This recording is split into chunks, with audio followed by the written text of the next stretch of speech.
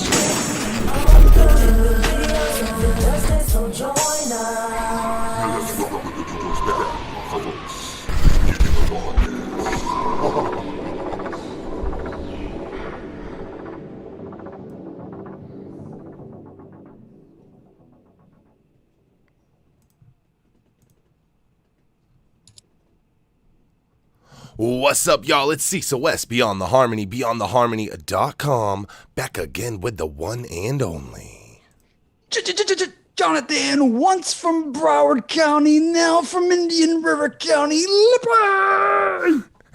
And he is the man in the background with the best beard and bone, the often traveled but always in your heart. I am Matthew Weaver. And this is your Thug Thursday, back at it again. I said I wasn't even going to call it Thug Thursday anymore. It's supposed to be Beyond the Harmony Live. But you know, I'm just kind of partial to Thursday. And here we are. What's happening, boys? It's Thursday, right? It's Thursday? Okay. Call it what it is, man. Yeah, it's Thursday. It is Thursday. Hey, I want to let everybody know that tonight's episode is sponsored by my homie Crazy. He's got a brand new album called It's a Crazy Life. It dropped July 9th. And guys, peep this fucking track or this guest list on it. It's got Crazy Bone, it's got Lazy Bone, it's got Spice One, it's got Lil Flip, it's got Kingpin Skinny Pimp, it's got Young Bleed, King Crooked, Sloan, HC the Chemist, Johnny P, Killa Priest, Stevie Stone, and so many more. And a bunch of those guys are on there more than one fucking time. It's crazy. I'm so happy that he took the time to sponsor the show. He checks out the show. Obviously, he's a big Bone fan and showing us a lot of love sponsoring the show. So I wanted to shout him out, and I think I'm going to pull him on. We're going to have Raiden Rush on here in a little bit, but I thought before we got Raiden on, it might be cool to pull Crazy on to talk about that album, that crazy lineup of guests he's got. Yay. Yeah, I just finished listening to the whole thing before the show and just wanted to show I did get a Beyond the Harmony mug, but it's broken, bro.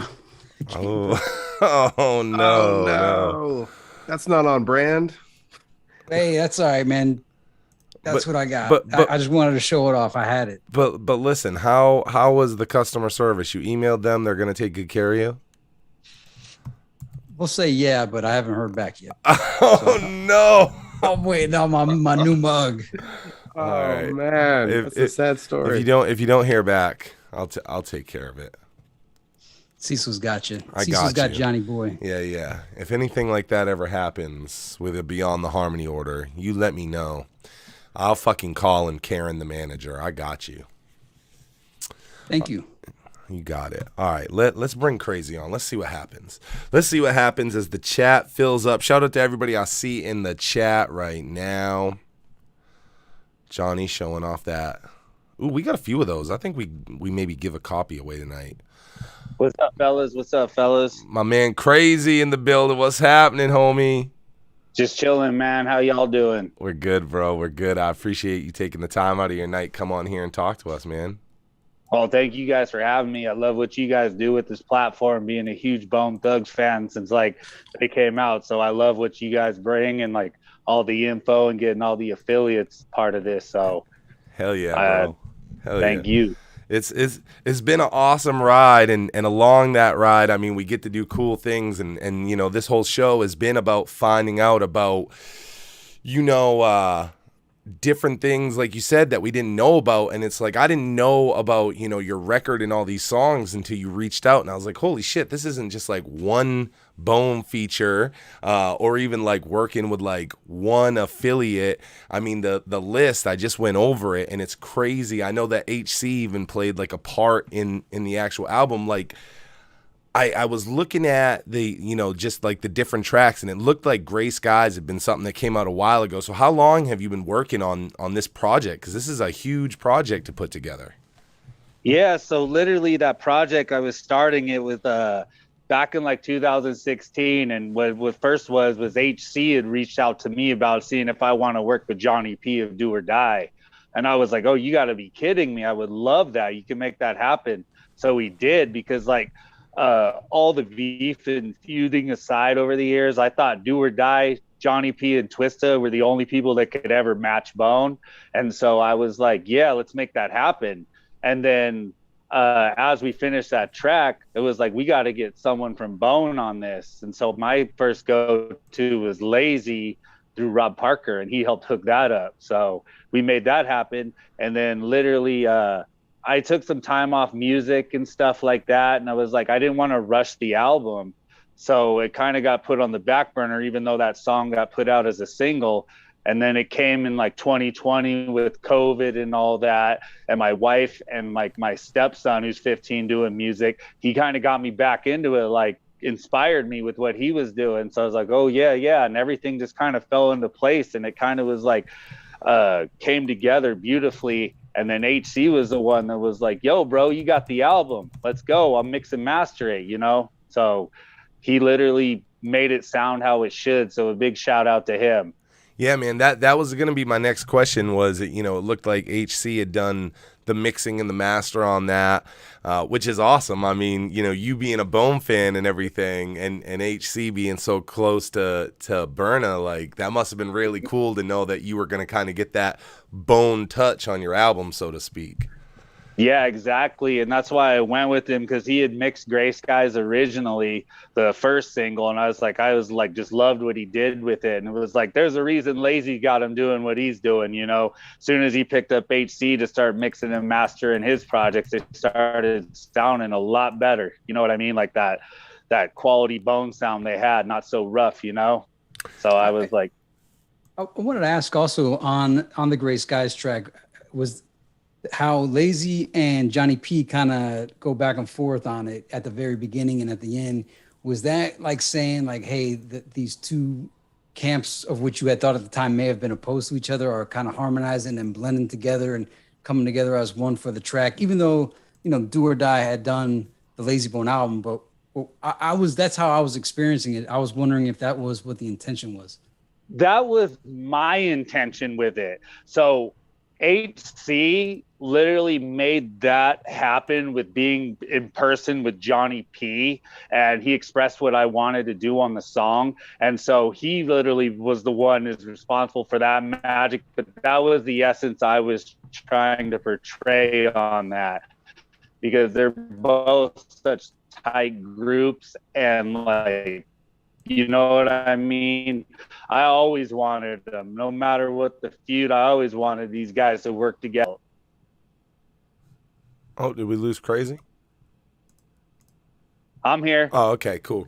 I'm here. Oh, okay, good. Thought you had broke out. Yeah, man. No, I mean that it's monumental that you were kind of able to put something like that together. You know, it's a really cool feeling, and I'm glad that you're taking the time to, you know, promote and reach out to platforms like us so people know about it, because that's so cool that you've been able to put that together. Not only that, but I mean, I went over the legendary lineup that you have here. You know, people in the chat are like, damn, that's a ridiculous lineup that he's got. LF, it's actually out now. You can find it on it's on all streaming platforms, right? Like I was checking it out on Spotify, but you have it everywhere. Yeah, it's everywhere. And then like to clarify earlier, like when you guys had posted the promo of it, how it had the where on Amazon with the CNO thing up top, I was always part of CNO with AC Killer in them.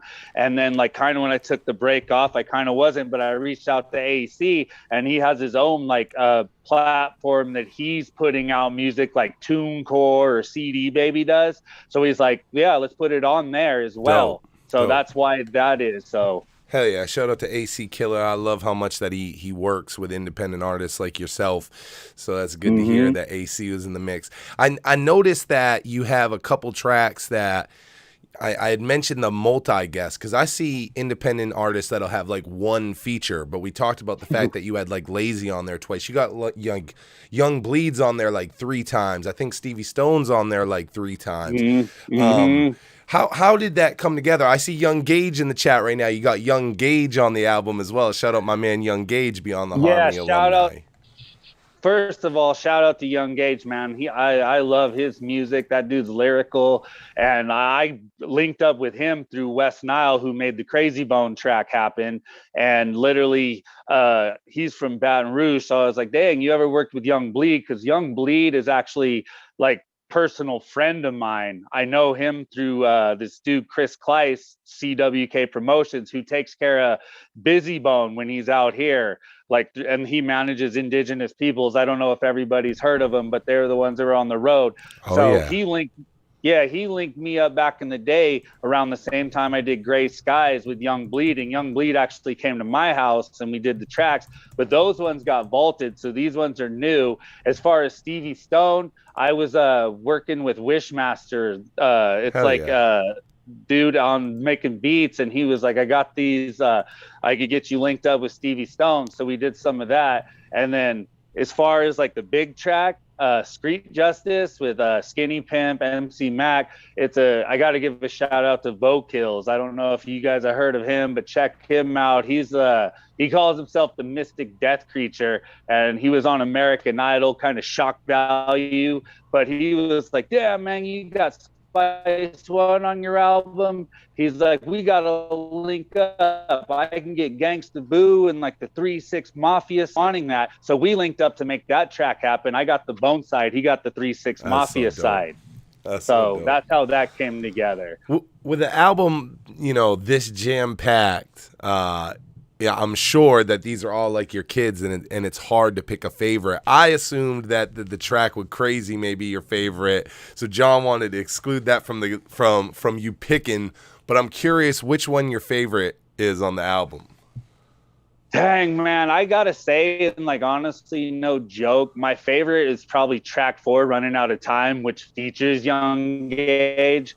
I just love the like laid back essence of it, but actually the meaning behind that track, and like Young Bleed and him both killed it. So like that's why it's track 4 as well. So I gotta say that's probably my favorite one. Before that, it was probably Gray Skies, man, because like the fact I got to work with Johnny P before he passed, like right before he passed, RIP, like that was incredible, and thanks to HC for that. Yeah, man. No, and at the time when I was just looking at the release on that, it is likely that that's one of the last Johnny P recordings from that era at the end of his career, when you have that on your album. So that's huge. I thought I also thought right, we didn't even know that. Yeah, it's pretty well. I also thought Running Out of Time was probably like the most complete, best sounding song. Well, besides the Crazy one, that one sounded amazing. But Running Out of Time with Young Gage and somebody else was on it, but it was nice. I really liked it, but I wanted to know about Hip Hop Love. Like, if you could just expand upon, like I listened to what you and the other artists on the album are saying, but could you just kind of give us a synopsis of what you guys were talking about on that track? Because I thought it was a pretty interesting joint. Yeah. So pretty much just bought the beat and the verse from King Crooked, aka Crooked Eye. It was through Wishmaster, and we got that. And so literally, it's funny. I was originally going to have Kane of TL on this track. But he, like, as much money as I had input in this, it just wasn't going to happen. So I reached out to Sloan, And so Sloan was like, yeah, man. He's like, I mess with Crooked Eye all day. I'm in the studio with him, you know, next week. So I was like, this is what it talks about, the topic. And literally, he kind of like, if you see, we kind of like are opposites. Like, I'm talking about how, like, I feel like hip hop has lost its way. And he's like, nah, man. Like, he's saying, like, he's like, no, you can't baggy jeans. The baggy jeans are like the skinny jeans now, and I thought that was dope. Where he was trying to like say, "Hey, man, you know, just because you don't like this new stuff, it's the same feeling that people had 10 years, 20 years ago when new stuff was coming." So we kind of contrasted. I did too, and then it was like I couldn't get Kane, which I hope I'm going to get him on the next project. So. Because I shout out to him, he's very good at what he does. And so HC was mixing and mastering, and I was like, man, you just gonna fill in that last verse? He's like, I got you, man. So that's how that came to be. That's awesome. So, and he went with what he felt, and I feel like it kind of brings it around full circle. It gives you both sides, and then kind of the middle ground. You know what I mean? Yeah.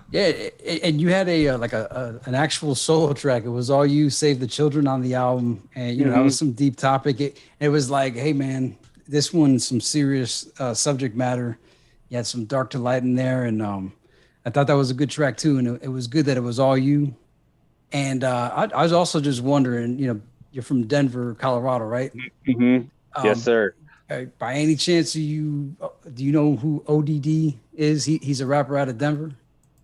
I don't, man. I'm like, I haven't been like where I was doing shows and in the scene, especially after COVID hit, like in a minute. So I don't, but I could look him up and possibly, I'm sure everybody that I work with that's still in the scene, they do. Oh. I wanted to ask how the Killer Priest collab came to be. Is there is there a story behind that, or that really piqued my interest because his name really stood out to me on the list? Our local Woo affiliate, Matt Weaver. Yeah, Sons of Man, like I like always been like Wu-Tang so dope, so their affiliates like Mo Thugs and stuff, and so that actually was linked up through Wishmaster as well, and it was like he did the verse first. So I was like, kind of like, oh, dang, you really going on some lyrical, like talking like not conspiracy, but like what's going on right now. So like my first thought was like, you're going to make me have to step my game up, you know, not just make it a party track here. So that was actually one of my favorite ones to write to for the album, because it kind of pushed me out to do a little bigger than, you know, just like everyday party music. You know what I mean? Yeah, with a feature list as diversified as you have here, you know, it would have been one thing if you would have just had Bone affiliates, because then you could have attacked it kind of in that lane. But I mean, with the versatility here, you definitely had to spread your wings on this album. I think it's very impressive. It's definitely worth anybody checking out. If you're a Bone fan, which you know everybody here is a Bone fan, you should definitely be checking it out, because it's feature heavy in all kinds of elements, including from, you know, the affiliates like HC and Sloan. So you guys want to check out It's a Crazy Life. I guess my last question, you know, we saw some people bringing up your name, and I was curious if your name is in homage to Crazy Bone, or like if it's completely separate, you just went with the K, because I saw people bringing it up, and I was like, you know what, I think there's a great opportunity for Crazy to kind of like put that out there and what it was about. Right. So like, a lot of people take that with the fact that I'm a huge Bone fan and all that, but to set the record, I've always been my favorite one out of the group's always been Busy Bone. So it's not like a biting thing. It always came from like as a young, like being younger. I got that name because like the way I would think and everything, people are like, man, you're crazy. And that's kind of where that It's a Crazy Life developed. And that's kind of why I run with that a little more than just the name Crazy, because then people are like, you know, there's Crazy Bone, you know, there's Crazy and No Limit.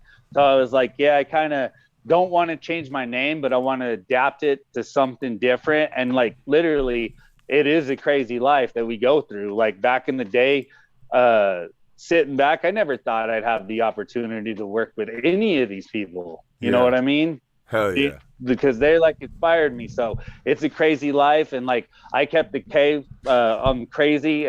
I guess you could say that kind of would be a homage to Crazy Bone, but never trying to bite him or nothing. But yeah, definitely he's one of the best at what he does, and like big shout out to him and West Nile for making that track happen, because I thought it came out amazing. Like, yeah, for sure. West Nile's the man. I've been talking to West Nile a lot. Actually, Young Gage is like kind of who got West Nile and us kind of in line with each other, and I've been talking to him a lot. Again, shout out Young Gage. He's been very instrumental, I guess, to everybody on here right now. So very cool that he's in here and he's showing love and support. Is there anything else crazy you want to let the fans know? I know I'm going to be doing a separate upload after this with the song that you have with Crazy Bone, because we thought that would be the one that we should go with for the fans. So you guys will be getting a taste of that on the channel. But is there anything else you want to let fans know about you or the album before we let you go? I just want the fans to like check it out and honestly give their real feedback. And I know, being a Bone fan and being from the BTNH board days, I know how hard Bone fans can be on people, you know. And so like, just be honest, man. I want you guys to check it out. And if you guys want the album, like they have my Instagram. I'm not on Facebook at all right now anymore. So if you guys DM me and you want the album, I'm going to sell it like for $5, you know, for everybody that's like mentions the show. So if you guys want it, but like it's on all streaming platforms and it is on YouTube, just leave your honest feedback. I want to know what you guys feel about it as being fans of Bone Thugs and maybe the other artists involved on it as well. Hell yeah. Well, you sent us some copies. Maybe we'll give one away tonight to a fan listening. Right. We know how much Bone fans love to collect. That is one of the unique things about Bone fans versus everybody else. So I think it's cool you sent those copies. Maybe we'll give one away. Crazy, I appreciate you jumping in here, sponsoring the show, taking the time to talk to us. And, you know, we're going to have to follow up here real soon. And when you get those new songs, bro, you're going to have to reach out, get me that exclusive before they drop. Yes, sir. We'll definitely do. Can I give one more shout out? Hell yeah, absolutely. Legacy Customs. They're based in Australia, but my wife actually had these custom made for me. If you check them out, Air Force One, look at that. Bone Thugs Harmony. Like, here's the other one, but I wanted to give a shout out to them because like they're in Australia. Oh, that's dope. And they're huge Bone fans. So Hell I just wanted to shout them out, and there's their little logo. So that's dope. Hell yeah. Shout out to Legacy Customs. Shout out to my man Crazy, and shout out to It's a Crazy Life. Make sure you guys check it out on all streaming platforms. And let's give one away tonight. Crazy, I appreciate you jumping in. Chat room, let's fill that chat up with the 100 emoji from my man Crazy. Thank you guys. I appreciate it. And shout out to y'all for what you do. Thank you, brother. I appreciate you. You have a good night, man. You as well. Thank you. All right. There we go. My man Crazy. Again, tonight's episode sponsored by the new album, It's a Crazy Life. I always love to have some, you know, it was awesome when Young Gage was on. It was awesome just having Crazy on. I like that. That steps us away. That's like this indie spotlight we've been doing has been like really fucking cool. I've really enjoyed it. Somebody out there, if you're a rapper, reach out on our Instagram. Find out how we can do an indie spotlight for you. We're through the indie spotlight now, though, and it is time. I don't even want to fuck around. Let's get Raiden Rush, bro. Let's get him. Let's get him. Hey, there was some shout outs that you had wanted to give. I think it was Lucas Buck and yeah, Lucas Buck. Hey, Lucas Buck is why this interview's happening, bro. He started tagging people, and he really wanted to have Raiden Rush on. And you know, I had such a big list that I hadn't even like put, you know, Raiden Rush, because his relationship with Flesh, to us as fans, has been so new that, you know, I hadn't even added him to the list yet. And Lucas Buck was like, bro, you got to have Raiden Rush. You got to have Raiden Rush. And he started tagging Raiden's people. He started tagging us. I saw that Raiden's people were like with it. I think even Raiden was on there and, you know, was with it. And so I was like, you know what? We had, some openings. We're coming into the end of the season. This is the last interview for the season, and I was like, you know what? He's right. Let's get one for the fans. Raiden Rush is important to our scene right now as Bone fans, right fucking now. And I was like, you know what? That's what we should do then. Let's get somebody that the fans are saying this is important right now. And I'm happy to do it. Like someone, shout out to Blaze. I was just about to bring up Blaze. I see Blaze in the chat. We had Blaze on when he had one song with Busy Bone because we knew that the guy was going to be fucking special. And here he is now, absolutely special to all of us. And we got Raiden Rush coming on, but I just was blind to Raiden Rush facts and didn't know shit until I started to set up for this interview. If you don't know about Raiden Rush, if you don't know about Gold Rush, this interview tonight is gonna blow y'all the fuck away. I know the co-hosts, I do the research like that. I'm gonna blow the co-hosts away tonight. And if you don't know Gold Rush, you don't know Raiden Rush, I'm going to blow you away tonight too. If you think this is a guy that's just done some Flesh-N-Bone songs, you don't know shit.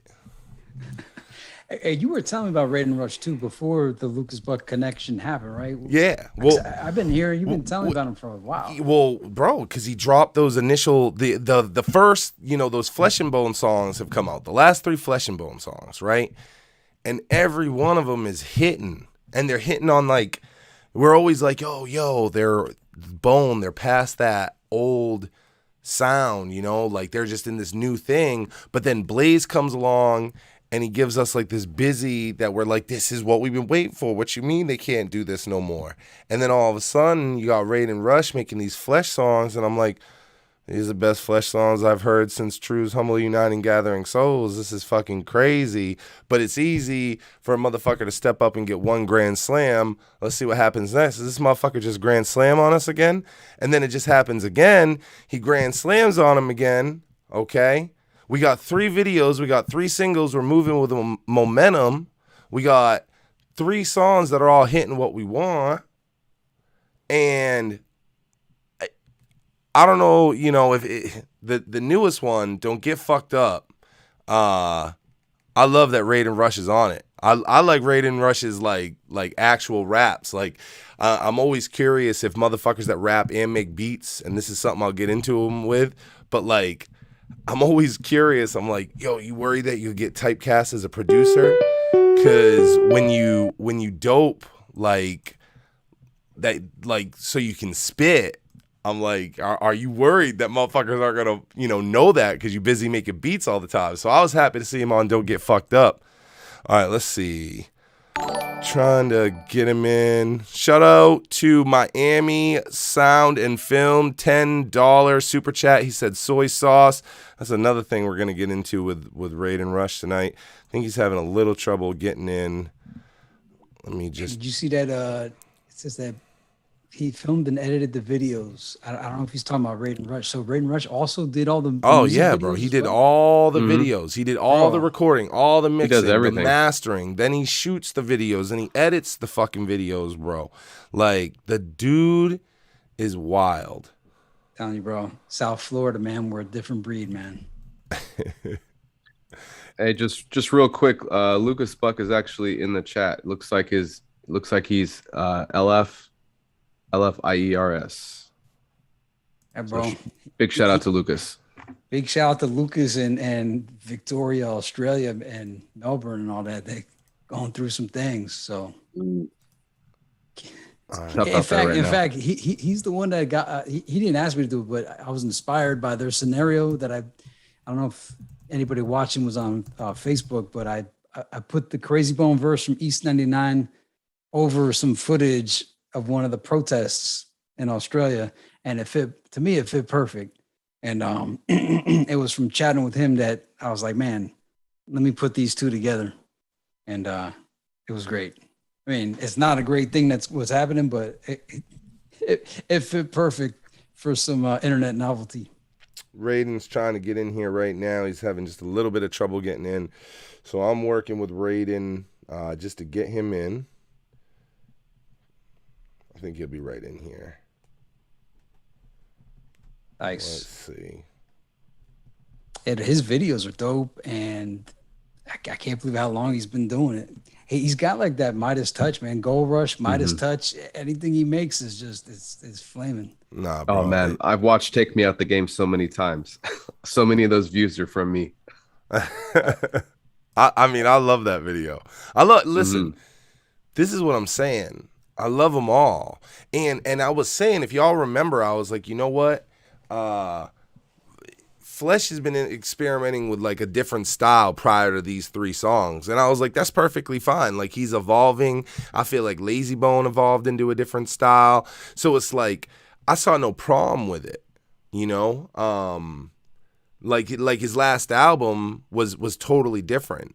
But this album, I'm like, man, this is on some True's Humbly United Gathering Soul type shit right now.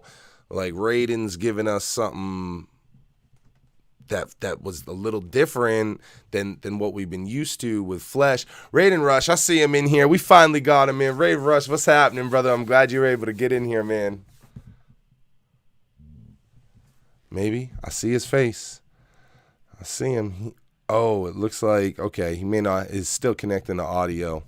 All right, at least we got him in here. It might take him a second to connect audio, but we got him in here. Shout out to everybody in the chat. I see the chat lighting up like crazy right now. I appreciate all y'all. Mr. Melodic in the building. Young Blaze. Blaze is, or Young Gage, rather. I was reading Blaze and Young Gage. I see Young Gage in here and Blaze in here. Crazy still in here. Lucas Buck in here. Hey, Blaze said that there might be some kind of Raiden Rush Blaze collabo somewhere in the sneaky future. It's coming up in the fucking interview, bro. Y'all don't think? Listen, I'm gonna just tell y'all. It's a question because I see Raiden still having some trouble connecting. So I'm gonna just tell y'all, as long as Blaze wants to be saying it in the chat and y'all want to bring it up. I see Raiden Rush post it. It was fucking hours ago. You don't think I caught that, Blaze? You don't think I'd do this? Come on.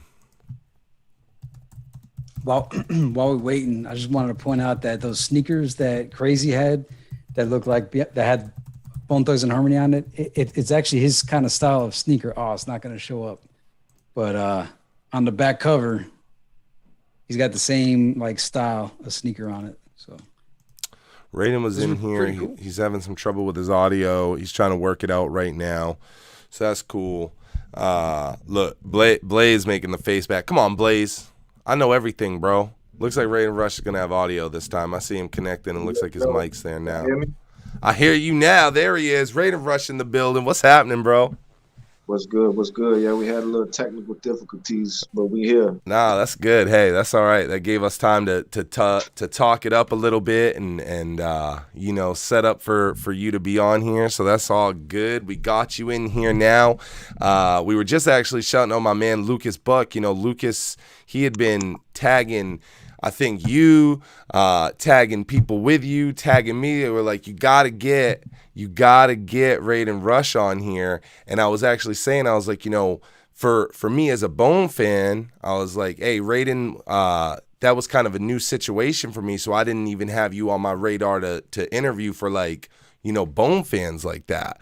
And Lucas was like so persistent, like, nah, get Raiden Rush. So I was like, you know what? Fuck it. Let's get Raiden Rush. This is what the fans want. I'm glad we got you on because it made me do what I do and go to work and start researching. And boy, I've been telling the Bone fans, if you're just a Bone fan and you're not hip to Raiden Rush's career, my eyes were wide as I started to figure things out. But before we get into that, because we're going to get in there, before we get into that, I like to start at the basics with everybody. I like to build the foundation. So I just want to cover for the fans, like where you were born and raised, where you're from. From Broward County, Florida, like kind of where Kodak Black, X Tentacion, Ace Hood. Yeah. Same area. Deerfield, Pompano, Broward County, Florida. Yeah, John, you're a Florida boy as well. I know you know that area. I know you got homies out there as well and stuff. So you were real happy to see Raiden coming on, somebody from Indeed. Florida. Indeed, South Florida at that too. So. Yeah. Oh yeah, I know. I can't be fucking around and just saying Florida. I know I've made this mistake before, so I know what it is. And I don't get a fucked up video of Flesh. I seen Broward County flash across the screen real quick. So Oh yeah, I got it tatted The on my tat. stomach. Yeah, he's got the tat on his stomach. You know, I know for you, Raiden, like you grew up in a real musical family. Like your mom and dad were a huge inspiration to you and kind of like probably inspired that early producing. Do you think that like that's what it was, like mom and dad, as far as the drums and the piano? Is that what kicked it off, or were you kind of feeling like you were bound to be musical regardless? I really didn't want to like be into music like that. I really had no passion to like really be in music. Well, my dad was, having me play drums and that shit. But um, I had met a homeboy named my boy Sleazeball when I was like 11 years old. Yeah. So I was born and raised in Lauderdale Lakes, and then I moved to Deerfield when I was like 11. So once I moved to Deerfield, I met my boy Sleazeball, and he was like, he was like a super hip hop head. Like every time I see him, he'll have the new Source magazine. He'll have the fucking Triple Shock CD player with the brand new album that just came out. So he was like, you already musically inclined. Your mom played the piano, so she already got an electric keyboard at the house. Why don't you start like making beats? You know what I'm saying? And I always used to look up to him because he was like a couple years older than me. So I looked at him like kind of like an older brother, and he would always freestyle, and I'd just be like amazed watching him come off the top, trying to figure out how the fuck he do this shit. So that's where it started right there. Like And then that's what made me kind of want to get into hip hop. Yeah. I was gonna ask you about Sleazeball because I'd heard you talk, real high of him and his impact on you young and kind of pushing you, in this. Now it sounds like did he initially kind of push you in as a producer because you weren't rapping at first, right? Like you started as a producer and moved into being a rapper. No, I started doing both at the same time, but he was suggesting that I should just start fucking with beats since I already had, I had the music knowledge and shit, and I was already musically inclined, but I was already like a fan of him trying to figure out how the fuck he be rapping and freestyling. So I was already like trying to figure out, you know what I'm saying, how to rap and all that shit. So it kind of started at the same time. I was like 11 years old. Wow. And I just got into the beats and rapping all at the same time. Wow. Yeah, man, you're a guy that you wear a lot of hats in the game and what you do, and it's like literally right. So it's like, and it seems like coming right out the gate, that's what you wanted to do. Y'all want the Miami? Nah, I want the one you wearing, bro. We need full Raiden Rush here tonight. You can't fuck around. Right. I need the Fatality. full thing. Right. We gonna get into that too. Everybody calm down in the chat. We getting into it all. Everybody chill out. Yo, I gotta know, we talking That's about around the same time I got into Mortal Kombat too. Like when I got into the hip hop and all that, Mortal Kombat just really kind of came out. It was like either the first or the second one. So that's what kind of like I was a huge fan of Mortal Kombat too, just to add that. I was gonna ask what your favorite. I was gonna ask it later, but we might as well ask it now. I was gonna ask what your favorite Mortal Kombat was. My favorite Mortal Kombat game? Yeah. Probably the second one, but the first one is what made me fall in love with it. I lived in the hood, you know what I'm saying? Like I was the only white boy in the whole neighborhood. I grew up with nothing but Jamaicans and Haitians, so I used to go to the little corner store, and inside the corner store, they had the actual arcade Mortal Kombat, the first game in there. So I used to spend all my change playing on that shit, and that's when I would say the first one, but really the second one, that's when I really got into it, when I had my own game system and shit. Yeah, the second one blew up. You in good company because I actually own not like the new cheap 1-ups, but the real arcade. I own 1, 2, and 3. Oh man, I the gotta get one of those in the studio, Hey, you man. need that. My Hey, boy Skrilla got them all. holla at me. I can help you find one real easy on the low. That's what I do outside of here. And anybody in the chat that wants that smoke on MK3, you step up, you get fucked up. You know, we talked about how Sleazeball played a big impact on you early, but I've been, you know, curious who your early inspirations, just as far as like, you know, hip hop artists were, and who you were kind of looking up to early on in your career. My first rap album was Wu-Tang Forever. That's when I fell in love with hip hop. Like Wu-Tang, I was a Wu-Tang fanatic. Like Yeah. when Wu-Tang Forever came out, I remember I bought the double CD and I just like I fell in love with the whole brand. And that's what really like made me get into hip hop and like really love this shit. I was a huge Method Man fan. Definitely RZA, being a producer as well. And then I got into No Limit. Once I was introduced to Master P Ghetto D album, that shit right there was like the moment where I was like, yo, this is what I want to do. I want to be a rapper. I want to be a producer. I want to put my own artists out. And I just like, I remember watching Master P and them come on stage doing that, make them say, oh, that shit gave me chills. Watching him being such a businessman, like, I'm not going to say Master P was the greatest rapper or lyricist of all time, but he was definitely my favorite rapper. Just like I said, I was in love with the whole brand, you know what I'm saying? Him putting movies out, doing clothes. Mystical was like another one of my favorite rappers. And you could see it, and, you know, I got a lot of inspiration. It's my label, Gold Label Records. You could see it's very, you know, there's a lot of inspiration from No Limit, you know what I'm saying? But yeah, that's pretty much, those are like my favorites when I first like really got into hip hop.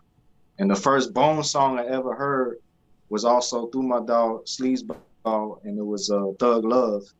And I remember hearing Busy and all of them for the first time, and I was like, damn, this shit is crazy. And he also introduced me to Trick Daddy. I didn't know who Trick Daddy was. I was a little kid, you know what I'm saying, like 11, 12 years old. And he introduced me to Trick Daddy, not even knowing 10 years later, I would be signed to Trick Daddy and be his artist and producer / writer. And I remember seeing Trick CD for the first time, like, who the fuck is this crazy looking ass motherfucker with these gold teeth and shit? I ended up being signed to him later on. So it was just crazy how things worked out like that. John, I know it brings a smile to your face hearing all this about No Limit and hearing all this about, you know, Trick Daddy, because I know those are some of your favorites. Yeah, man. I've been loving all of it. And I realize now how old I am, because when you asked what the influence might have been, I was thinking, oh, he's going to say 2 Live Crew and Poison Clan and all the old 80s Miami bass. But now I'm realizing, all right, it's Nah, Wu-Tang see, him and I, everything Yeah. he's saying, I'm like, okay, me and Rush, we in the same bracket. Hey, you know, I've been calling you Raiden Rush the whole time, and this is obviously a Bone Thugs podcast, and I think that a lot of Bone fans probably know you as Raiden Rush, but you've actually gone through some name changes, including you being Gold Rush for, you know, a big part of your professional career. Before we get into that change and why you did that, though, did you have a different name when you first came out? Like, do you remember, or have you always been like the Gold Rush? Like, what was your first MC names? It was always Gold Rush with a $ in the S. And like, why? What made you pick that? Like, what made you decide like Gold Rush is the name for me? I was given that name by it started off by me meeting this dude Rugrat in Lauderdale Lakes. It's when I was living in Lauderdale, and I was probably like 13, 14 at that time. And this dude, he was a Haitian cat in the hood that was just starting his own label, and he was looking for artists. So somehow I ended up meeting him. I don't even remember how I met him. I think I met him at Mars Music. We had like a Mars Music store off of Commercial in Lauderdale. So I was in there. I think I was in there playing with some beat machines, like looking around for some equipment to possibly get. And that's when I met him. So I ended up rocking with him, you know what I'm saying, rolling with him and seeing where things went. And he was like, yo, at the time I had gold teeth on the bottom. And he was like, we're going to call you Kid Goldie, you know, because of my complexion, and also because I had the golds. And they was calling me like the golden child because I made beats and I rapped. I pretty much did everything. So that's where it started. He named me Kid Goldie. I never liked the name, never ran with it. And in the process, I was making songs. I had another homeboy named Shiz, he also lived in Lauderdale. He's originally from Boston, from Dorchester and Manchester. So I used to hang out with him in Lauderdale, and we was making music. And one day he called me Gold Rush in his verse. He was like, "Me and Gold Rush." Whoop, whoop, whoop. I was like, "Damn, I like that name," and that's what made me roll with the name Gold Rush. And I ran with the name Gold Rush before I even met Trick. So I was running by the name of Gold Rush for like 5 years before I even met Trick. And when I met Trick, I was probably like about 16. So it had to been, maybe it was like 4 years, something like that. I think around the age of like 13, 14. So what's that? 15, 16. So about 3 years. I had the name Gold Rush for like 3 years before I met Trick. And I was really taking the music serious. I was doing shows, making my own music and shit, you know what I'm saying? But it was always Gold Rush. So, and I just brought it up because, you know, when I was researching for this and I was looking up, you know, Raiden Rush, everything kept coming back to the Gold Rush. And you know, I know it's Gold Rush Productions now and you're Raiden Rush, but as an MC, you actually went by Gold Rush for a long time. So what brought that change on from you being Gold Rush to you being Raiden Rush and switching Gold Rush to the production company? It was a couple of reasons. I ran with Gold Rush for so long. I made music as Gold Rush for like 10, 15 years, put out several albums, mixtapes, singles, videos. And like I said, I came up with Trick Daddy. And for some reason, I feel, and most people that say the name Gold Rush, they say Gold Rush the producer. Somehow I got labeled as a producer. Like and everybody typecast. like would just like, you know, put me in that producer box. Yeah. But really what put me in the game was me making it on Trick Daddy's lead single, Bet That, which was featuring me and Chameleon there. So that was Trick Daddy's lead single. And I actually didn't make the beat. Like I co-wrote, originally it was a solo song. I wrote the hook and I had 3 verses on it. And I caught the attention of Mike Karen at Atlantic Records, and it ended up becoming his lead single. So I actually came in the game as a writer / artist because I was on the song and I wrote the hook and all of that. But for some reason, well, not for some reason, I know why, I did so much production for Trick Daddy and his group Dunk Riders. I was pretty much like the Manny Fresh of the label at Dunk Riders, which is Trick Daddy's own label. So I feel like I just got stamped as being a producer and nobody was really looking at me on the artist side as much. Right. So that's one reason I wanted to separate it. I wanted to separate me as a producer, Gold Rush. And then I was like, I wanted to also recreate myself because I put so much music out. And I just wanted to do something new. And I was like, at the time, I'm watching Future. I'm a big fan of Future as far as new rappers go. So I'm watching Future and I'm seeing him blow up and he's constantly wearing this cowboy hat. I'm like, damn, I like that shit. Like that shit swag to me. Like it just made him stand out to me. You know what I'm saying? So I'm like, damn, I'm half Japanese. Why don't I start trying to wear the Raiden hat? This is also around the time you got 6ix9ine coming out. You got people with rainbow hair and tats on their face. It's just so hard to stand out these days. Right. So I'm like, what can I do that will make me stand out? And that's when I was watching Future. I'm like, damn, I'm gonna wear the Raiden hat and I'm gonna embrace my Japanese heritage by wearing it, but I'm also gonna be able to stand out and I also have my own lane. So I made my own lane of music called Trapanese. It's like trap mixed with Asian type of sounds and shit. So those were the reasons. Also, another reason I changed my name to Raiden Rush because I was having a lot of problems with me rolling with the name Gold Rush. It's such a generic name. When people would type in my shit, they wouldn't find none of my music. They'll find stuff about gold bars and this and that. Right. So nobody thinks, wait a minute, let me spell the S with a $, because that's the only way you can find all my shit as Gold Rush. By the way, if any of y'all want to fuck with my music as Gold Rush, just type in GOLDRU $H, or else you're not gonna really see all the other shit. So that's another reason which made me change my name to Raiden Rush, all one word, because there's literally no other entity or anything under that name. So when you type in Raiden Rush in one word, my stuff pops up like that and you see everything. So Yeah. it was a few reasons why I did that.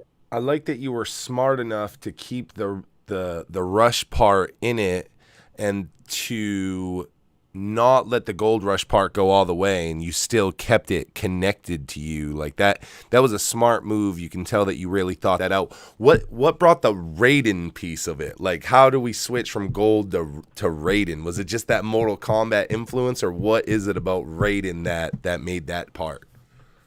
Just me wanting to create my own lane, with me being, Yeah. you know, Japanese, me embracing my Asian Hell yeah. heritage, and then just knowing that these days it doesn't matter how good you are. We all know that. Like, you could literally turn trash into treasure with the right marketing. So I'm like, how can I stand out from all these other million rappers, whether I'm good or I'm whack, and how can I put myself in the front of the line? You know what I'm saying? So I'm like, if I wear this hat, I could literally be at Rolling Loud, and you could look through the whole fucking crowd and be like, there goes Raiden Rush right there. Yeah, Like, where's yeah. Waldo? That's You know what I'm awesome. saying? It's I just love that. branding. It was all about me branding and wanting to do something that's original. Like, No, that's I just excellent. see so many people sound the same, look the same. Everybody just doing a lot of the same shit. So it was just all of that, you know what I'm saying? Just creating a brand for myself and doing something different. You know, that's genius, and it's true. If you look at your prior work, it's like it's easy to say that you just kind of fall into the crowd of the other people, you know, there. Right. But now when you look at your videos, it's like, you know, you be on the other Right. side of the room, like you said, and you're like, oh, that's a fucking Raiden Rush video. So, and I saw that kind of like that progression as I was doing my research on you, you know, into this. You had mentioned, you know, Trick Daddy, and, you know, I feel like we kind of glossed over it, and I don't want to do that even though this is a show about Bone, because it's such a big part of your career. You and your friends actually started a crew called DBC, and that was kind of at the beginning of you building the empire that you have now. Can you tell us about DBC and how that kind of led to you linking up with Trick Daddy and actually his dad, Trick Daddy's dad? Yeah, it started off with me meeting four of the friends, Mike, John, Skrilla, and Cam. So it was all five of us, including Derek, which is Sleazeball. And we was all chilling, and we ended up just becoming the clique. And there was like, they came up with the name DBC, which is Them Boys Clique, aka Deerfield Beach Clique. So we started rolling. We started getting tight, making music at my crib. I'll whip up the beats, and we was on some like Cash Money, No Limit shit, like 3-6 Mafia shit. Where we was just all a group with a whole bunch of different rappers. You know what I'm saying? And it ended up turning into us making our own label called Too Hot. DBC was very short lived. There was just kind of like a click name, more of a click name. Like we had a name around here locally. People knew what was up, but it ended up turning into Too Hot Records. And once we did that, my boys was like, yo, let's try to get Rush some shows. They wanted to start focusing, you know, putting all of our minds together to try to make something happen for me as an artist and producer. So once we did that, my homie Mike, he ended up suggesting, yo, let's go to South Beach and try to get Rush some shows. I'm like 15 at this time. I might have been, I was like 14 and a half, 15. And he was like, let's go to South Beach, try to get Rush some shows and shit.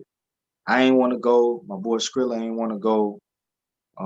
But we ended up going. We was like, fuck it. We ain't had nothing else to do. I ain't even old enough to get in the club. So once we get to South Beach, we just aimlessly walking around, sweating our ass off. Cause you know, down here in Florida, this shit is hot and it's muggy and it's humid.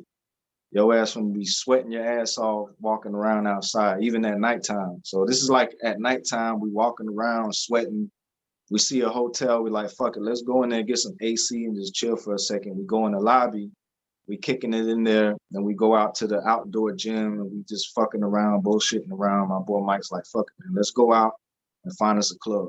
So we walk outside the hotel, we look up, and the first thing we see is Club Zeno, which is Benzino's club. Benzino had a club called Zeno's on South Beach. So we walk over there, we knock on the door, ain't nobody answer. The shit's closed. It's not even open yet.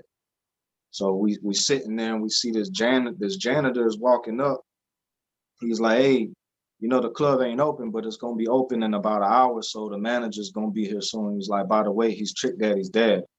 I'm like, Trick Daddy's dad? He's like, yeah, his name's Pops, Charles Young. So I ain't believe him, but it was like, fuck it, we ain't got nothing else to do. We waited. So we wait, and sure enough, here comes Trick Daddy's dad, Pops, walking up. I still ain't believe it was him, but it was. And he ended up letting us in the club. He introduced himself to me. And I had a whole album of just music I was working on at the time. He popped it in. There was nobody in there but the, you know, the workers. You had the bartenders and the DJs, and everybody was, you know, they was feeling it. And that was kind of the beginning of the relationship. And that's how we met. Nothing really came about it, but we established a relationship there. So after that, a few months later, we have a second meeting with Pop, my boy Juice, which is John. He ends up calling Pops like, yo, let's link up. We got some new music. So we go to South Beach. This time, Pops is managing Ben Zeno's second Zeno location. He had two different locations. So now we go into the second Zeno, Club Zeno location. We walk in, and I end up giving them you know, a new CD of a couple new songs and shit. I had a song called Wooden Leather on it. He pops it in and he completely loved it. He was like, man, this shit is crazy. My son needs to hear this. He was like, by the way, my son Maurice is starting his own label, Dunk Riders. He's talking about Trick Daddy. He's like, this would be the perfect time for me to introduce you to him. So we're like, cool, boom. We end up leaving. And my boy Juice, on top of that, he ends up finding Trick Daddy's manager's number in the Ozone magazine. So he calls the number and he's like, hey, we've been meeting up with Pops. We find out that his manager is also Pop's son, which is Trick Daddy's brother. So that his blood brother is managing him, Trick Daddy, at the time. We're like, hey, we met up with Pops a few times. You could verify it. You know what I'm saying? He's saying that maybe we could work together. Week later, I go to the Circle House to meet Trick Daddy, and that was the first time I met Trick. And then like a week after that, they ended up giving me some paperwork, and I signed as an artist and a producer. It's interesting to think like a song like Wooden Leather, you know what I mean, that was impactful to your career because, you know, he heard that and that's like, sounds like the one that he really liked and was like, okay, like we got to do something here. And it just goes to show you when you're making these songs and you're an artist, you don't know which one is going to be the one that catches the ear of the right person. Like when you made Wooden Leather, and I'm sure it's hard to even remember that, but it's like, are you sitting back feeling like, oh, yo, this is the one that could change my life. This could put me in the position. I thought it definitely was a hit. I don't know if it was like the biggest song I was ever gonna make, but I think Pops liked it a lot because he's also like, you know, he into that pimping, or at least he was. You know, he old school pimp. You feel me? So yeah. Like, I think that's another reason why he loved it so much, and it just sounded different. Like we had talked about the fact that you know, at that point in Dunk Riders, you were like maybe the first one or one of the very first signees over there, because it's very early in this piece for Trick, because this wasn't the slip and slide, this was like his deal. So you're in there very early on, like you said, you're creating the sound. Bet that happens, and you know, you had talked about how that was one of your songs to start off with, like it was a solo song, Gold Rush song. So did you just play it like for Trick and he was like, yo, I love this? Like how did it come together that this is going to become a Trick Daddy song? And when it did, was it always like there that you were going to be on it, like still, or like how did that feature get solidified that you were still in there? So I got to backtrack just a little bit. So before the bet that, what led into the bet that happening was I'm freshly signed with Trick Daddy. And even though I caught Pop's attention with Wooden Leather, I had another song called 411. So it was a beat. It was actually a whole song. I did a whole song to it. I showed this one to Trick Daddy, and it caught the attention of Mike Karen at Atlantic Records. So Mike Karen became a fan of me as a writer and a producer. He's like, he really loved the hook and the beat. And he started sending me beat CDs to my house. So I would get a beat CD with like 10, 12 beats on it, like once a week or once a month.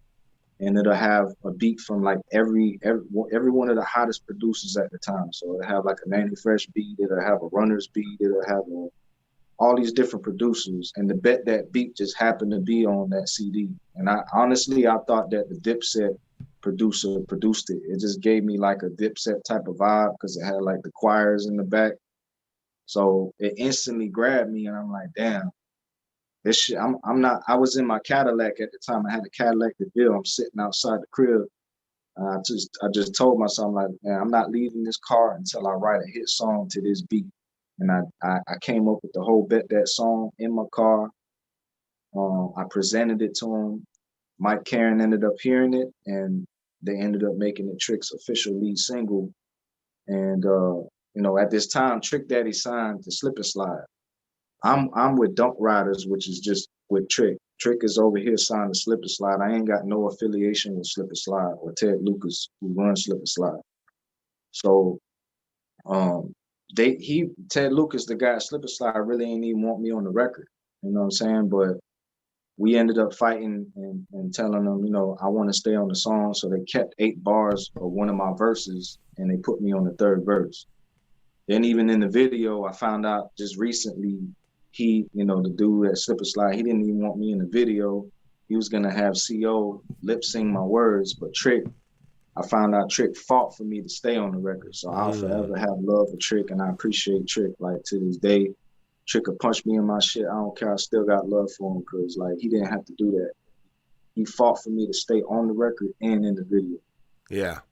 That's amazing. Shout out to Trick Daddy. That's, you know, that's great to see somebody in the industry, you know, looking out for somebody at that time that was new in the industry. You know, you don't hear about that kind of shit all the time, especially in this. It's like there's so many co-writers and just writers, and there's even rappers that get signed and basically get, you know, shelved to just being a writer because they don't want that motherfucker out there being a rapper and being in competition. It's easier to sign them, make them write for the team, and shelf them.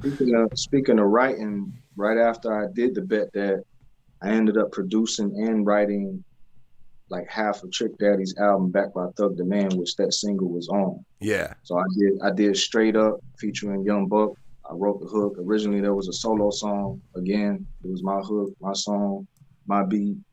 Ended up selling it to him. And they kept me on the hook, just kind of dropped me down and had Trick voice up. I did 1020 Life, did the beat, sung the hook, wrote the hook. I did You Damn Right, did Born Thug, I did writing and featuring on Bet That. So and at the same time, I'm also gonna say, you know, Trick and Chuck, even though they signed me as an artist and a producer, it was obvious that they really just wanted to use me and utilize me for my beats and my hooks.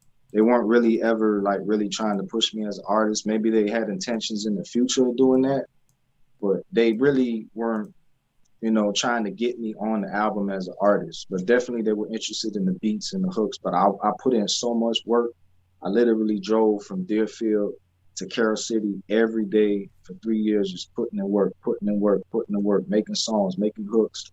And I forced myself on the album 3 times as an artist and 5 times as a producer on that Back by Thug the Man album. Yeah, you had mentioned it was almost like a Kanye West type of situation. Like I'm Kanye and Trick is Jay-Z. It was almost like that. Like I had to prove myself. You know what I'm saying? But he always believed in me as a producer and a writer. Yeah, and I think, you know, and you touched on it earlier. I mean, that's something that happens to you guys that are multi-talented, where it's like you can rap, but you have a tool that can be used as well with the production, and we know your toolkit's even bigger than that, but it's like that's real easy for you to get typecast, like you said, like a Kanye, where it's I think it was something else too. I understand marketing and branding, and I know another big part of it. It wasn't that Trick was hating on me. I feel like they just had a certain vision they wanted to portray as far as who the Dunk Riders are going to be, who these artists are going to be that's representing Miami and Broward. Well, it was all Miami artists. I was the only one from Broward, even though they said I was a Miami artist the whole time I was with Trick. But I think it was also, you know, Trick wanted to put out some dudes with dreads and golds, you know what I'm saying? Like, do you think like being Asian American, like at that time, because right. hip hop was very different? I don't think it was their vision to have this Asian kid representing one of the Dunk Riders as an artist under Trick. You know what I'm saying? Like maybe later on put me on after that, but I think I just kind of had to fight for my spot and Yeah. and And hip hop's a lot different now than back then. Like people don't remember it was very different than it is now. We're very diversified now. You know, to the point that it's like that would almost be ultra welcomed in a crew versus like back then, like you said, the visions were strong. You know, I've been curious because you're on the rise this whole time, and I'm sure people found out that you were signed with Trick, but when Bet That happened, you know, Back by Thug Demand happens, like what was like the vibe and the energy like where you're from now, like that people are seeing like you're on fucking BET, you know, Bet That was a hit. Like so like what's that like now in comparison? Like was it almost like overnight that people were like, yo, this motherfucker's on? Like I said, I was already rolling with my Too Hot Records crew. So we all in high school at this time. Half of us are going to Northeast and half of us are going to Deerfield High. I was in Deerfield High. A lot of them was in Northeast High School. So like we was well known already, doing a lot of shows and already had a name for ourselves locally. But when Bet That came out, it definitely like made things like official. I was like a neighborhood superstar, you know. I still am to this day. Like, you know, you ask anybody who gold rushes in Florida, it could be an artist, it could be a consumer. Most of them gonna know. You know what I'm saying? Yeah, my man Dirty Dade Chico is in the chat right now and literally was just saying Rush is a legend out here. So, you know, there's somebody just co-signing exactly what you're saying. Shout out Dirty Dade Chico, man. Yeah. He's that dude. He's always showing love.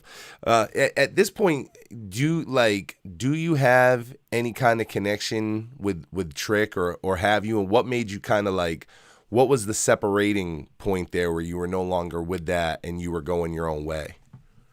So this is what happened right before us going our own ways. So after Back by Thug Demand comes out, I'm on Trick's lead single on Bet That. I produce and write half of the album. Then I end up getting placed on Ply's first album. I produced on Ply's first album.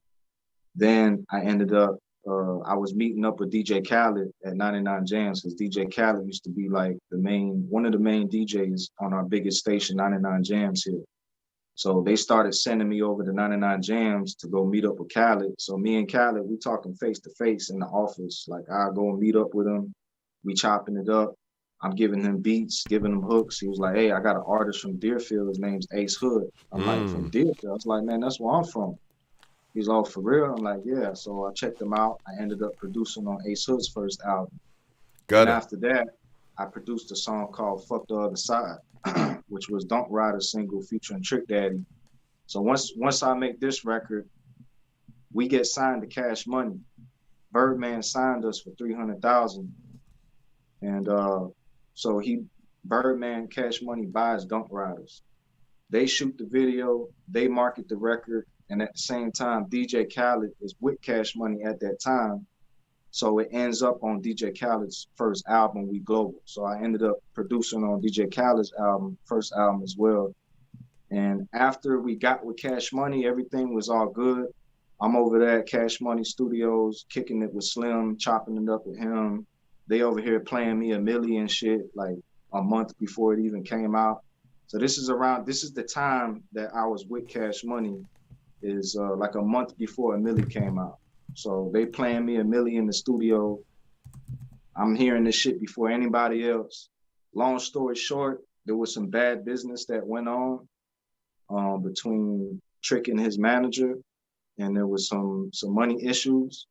And that's what pretty much fucked the whole situation up. And long story short, Trick ended up telling Birdman, look, I'm gonna give you all the money you gave me. I'm gonna give it back to you. Give me my group back. And that's what ended up happening.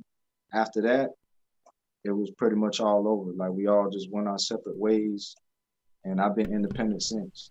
Wow. You must have learned so much in that experience to set you up for, you know, because even though you did all that big shit, Bet That, DJ Khaled, that was only the beginning of what you were set to do. You must have learned so much in that experience to, again, go back to all those hats we're talking about that you wear now. Before we get into that, you had said, you know, previously just in here, how big of an influence like No Limit and Master P were to you. And as we're talking about, you know, all these people that you've worked with, I'm curious if you've got a chance to meet P or work with him or anything like that. Nah, not yet, but I know I'm gonna end up meeting him one day. That's definitely on the bucket list. I've met so many rappers and so many people. He's one I'm still waiting to meet and talk to. But you know, it's funny. You know some guys that know him well, bro. You know a lot of people that know him well, so I'm sure somebody gets you. You know him, bro. All these Bone Thug motherfuckers and P go way back. You gotta get Big Stack to make that happen for Raiden Rush, bro. Yeah, definitely. A funny story, I actually got cool with Fiend from No Limit through Atlantic Records and Mike Karen. He ended up, when I was with Trick, he paired me and Fiend up in the studio because Fiend actually wrote a couple of hooks on Trick Daddy's Back by Thug the Man album as well. So I was writing some of the hooks and Fiend was writing some of the hooks. I know Fiend wrote a lot of shit for No Limit, hook-wise and stuff like that. So Mike Karen pairs me and Fiend together. He's like, y'all boys come up with some records. And we came up with like 3-4 different records on the spot, smoked out, chilled, kicked it. So me and Fiend created a relationship. And me and him just dropped a record. I just dropped a brand new single called Ain't What You Want, Raiden Rush featuring Fiend, produced by me. And we dropped a music video too. I actually directed it, shot it, edited it. I've been directing for like the past 2 years now. And any music video you see me drop, like the past 20 videos, I did all myself. But y'all can check the video out. It's over 155,000 views on YouTube. It's called Ain't What You Want. One of my favorite tracks. Shout out to Fiend. I know he just got over COVID. So shout out to my brother Fiend. But yeah, man, big time No Limit fan. And I'm going to meet P one day. I know it's going to happen. You just put the bug him. I'm gonna have to talk to Flesh now. I ain't no Flesh with P like that. Oh yeah, Flesh, Lazy, all them. They got multiple songs with P, so you know your people. Your people can make it happen. So I would say Stack really got love for Raiden Rush. So hopefully the Fit Dog can make it happen. We've been throwing all these names around: Fiend, Khaled, Ace Hood, who I feel is severely underrated in the game, and people don't know how good he is. Yeah, me and Ace actually went to the same school together, but for some reason we didn't know each other like that. But we both went to Deerfield High at the same time. That guy's a beast. People think that he's just all hustle hard and Bugatti, and they miss out. He's like 10 minutes down the street. Yeah, he's nice.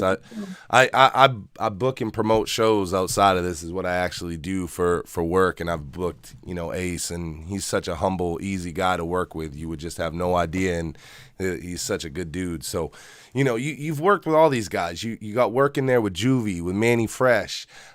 Is there somebody, is it P, or is there somebody else that's like on the radar of this is the ultimate person Raiden Rush wants to work with? I don't have an ultimate person, but I've been trying to set up a Raiden Rush featuring Crazy Bone track for a while now. And we just both busy. I've been producing a lot of shit for him. He actually has a song, an unreleased song featuring me that he said he's gonna end up rolling with. I don't know what he's gonna do with it or what he's putting it on, but I also just did another joint for Crazy called So Crowded. It's either So Cloudy or So Crowded. But I would say artist wise, I've already worked with Kodak as far as Kodak Black, as far as like engineering. Like I recorded and mixed a song for Baby Soldier featuring Kodak Black. I would love to do, like a collab song with him, produce some shit for him. Definitely Future. There's a few different artists that I would like to work with like that. I'm trying to get Wish to get to work. Wish got a track for me from like 2 years ago. He's writing to it, been writing to it, and he got some shit set up. I just gotta get his ass to lay that shit down. Same with Lay. Me and Lay did a song years ago, but I had a group called DB Family. Yeah. He's still rocking this shit. I was gonna ask you about this. That song goes hard as hell. Yeah, bet. But Yeah. there's a lot of artists. I can't really just think off the top like that. But just off the top, that's who I would say. Definitely Master P too. I would love to get Master P on my brand new single, Whoop De Whoop. That shit would be dope on some remix shit. Definitely Mystical. I actually reached out to Mystical people, and I think I'm gonna make that happen. I just want to make sure I got the right track. I really want to do like a Raiden Rush featuring Crazy Bone and Mystical, and Ooh. just go crazy on it. Yeah, man. Yeah, that'd be great. I love that you John and me are John's a little bit older than me, my co-host, right? So you heard him talking about like, you know, a different era in hip hop, but like you love all the people that I love. So and I really enjoy hearing that you want to put all these different people together. You know, we've had Mystical and Crazy before, but it's like it doesn't even matter because they're so different that it's like that would be great every time it happens. And I would love to hear what you do as a producer. I also really enjoyed hearing that you're trying to work with Wish. We'll start at the one song, but you know something us as Bone fans have wanted for a long time is that Wishbone solo. So who knows? Maybe Raiden Rush work his magic. I was just talking to Kane about. You know, Kane's another one. I produced like half of the tracks on his new project. I don't know if he released it yet or not. He also has a single featuring me called Priceless. We shot the video a while ago, so I know that's going to be coming out soon. But I was just chopping it up with Kane about really making it happen, because I know if anybody can, Kane can make it happen, because Kane and Wish, they live like very close to each other out in Cleveland. And I'm real cool with Kane. Me and Kane actually got a single called On God. It's Raiden Rush featuring Kane. And I flipped the body beat. You know, we body. Yeah. But I made it on some new shit. You know what I'm saying?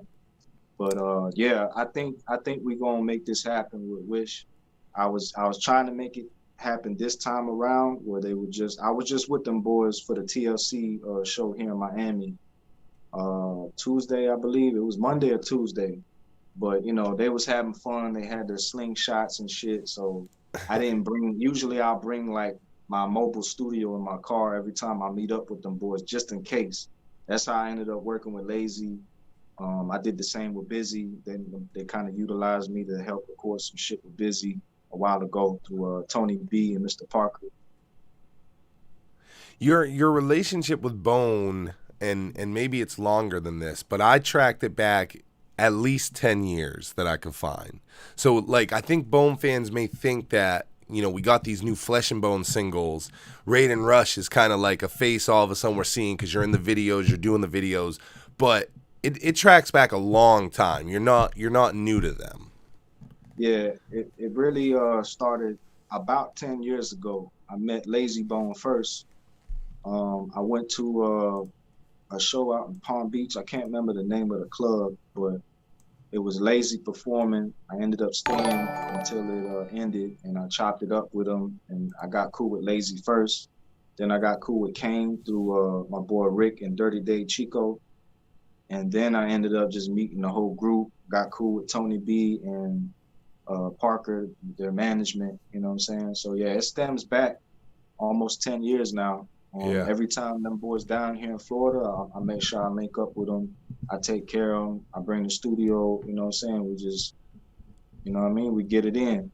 And it also stemmed from a group I had called DB Family. And we're still, you know, we're still cool and we're still gonna make more music.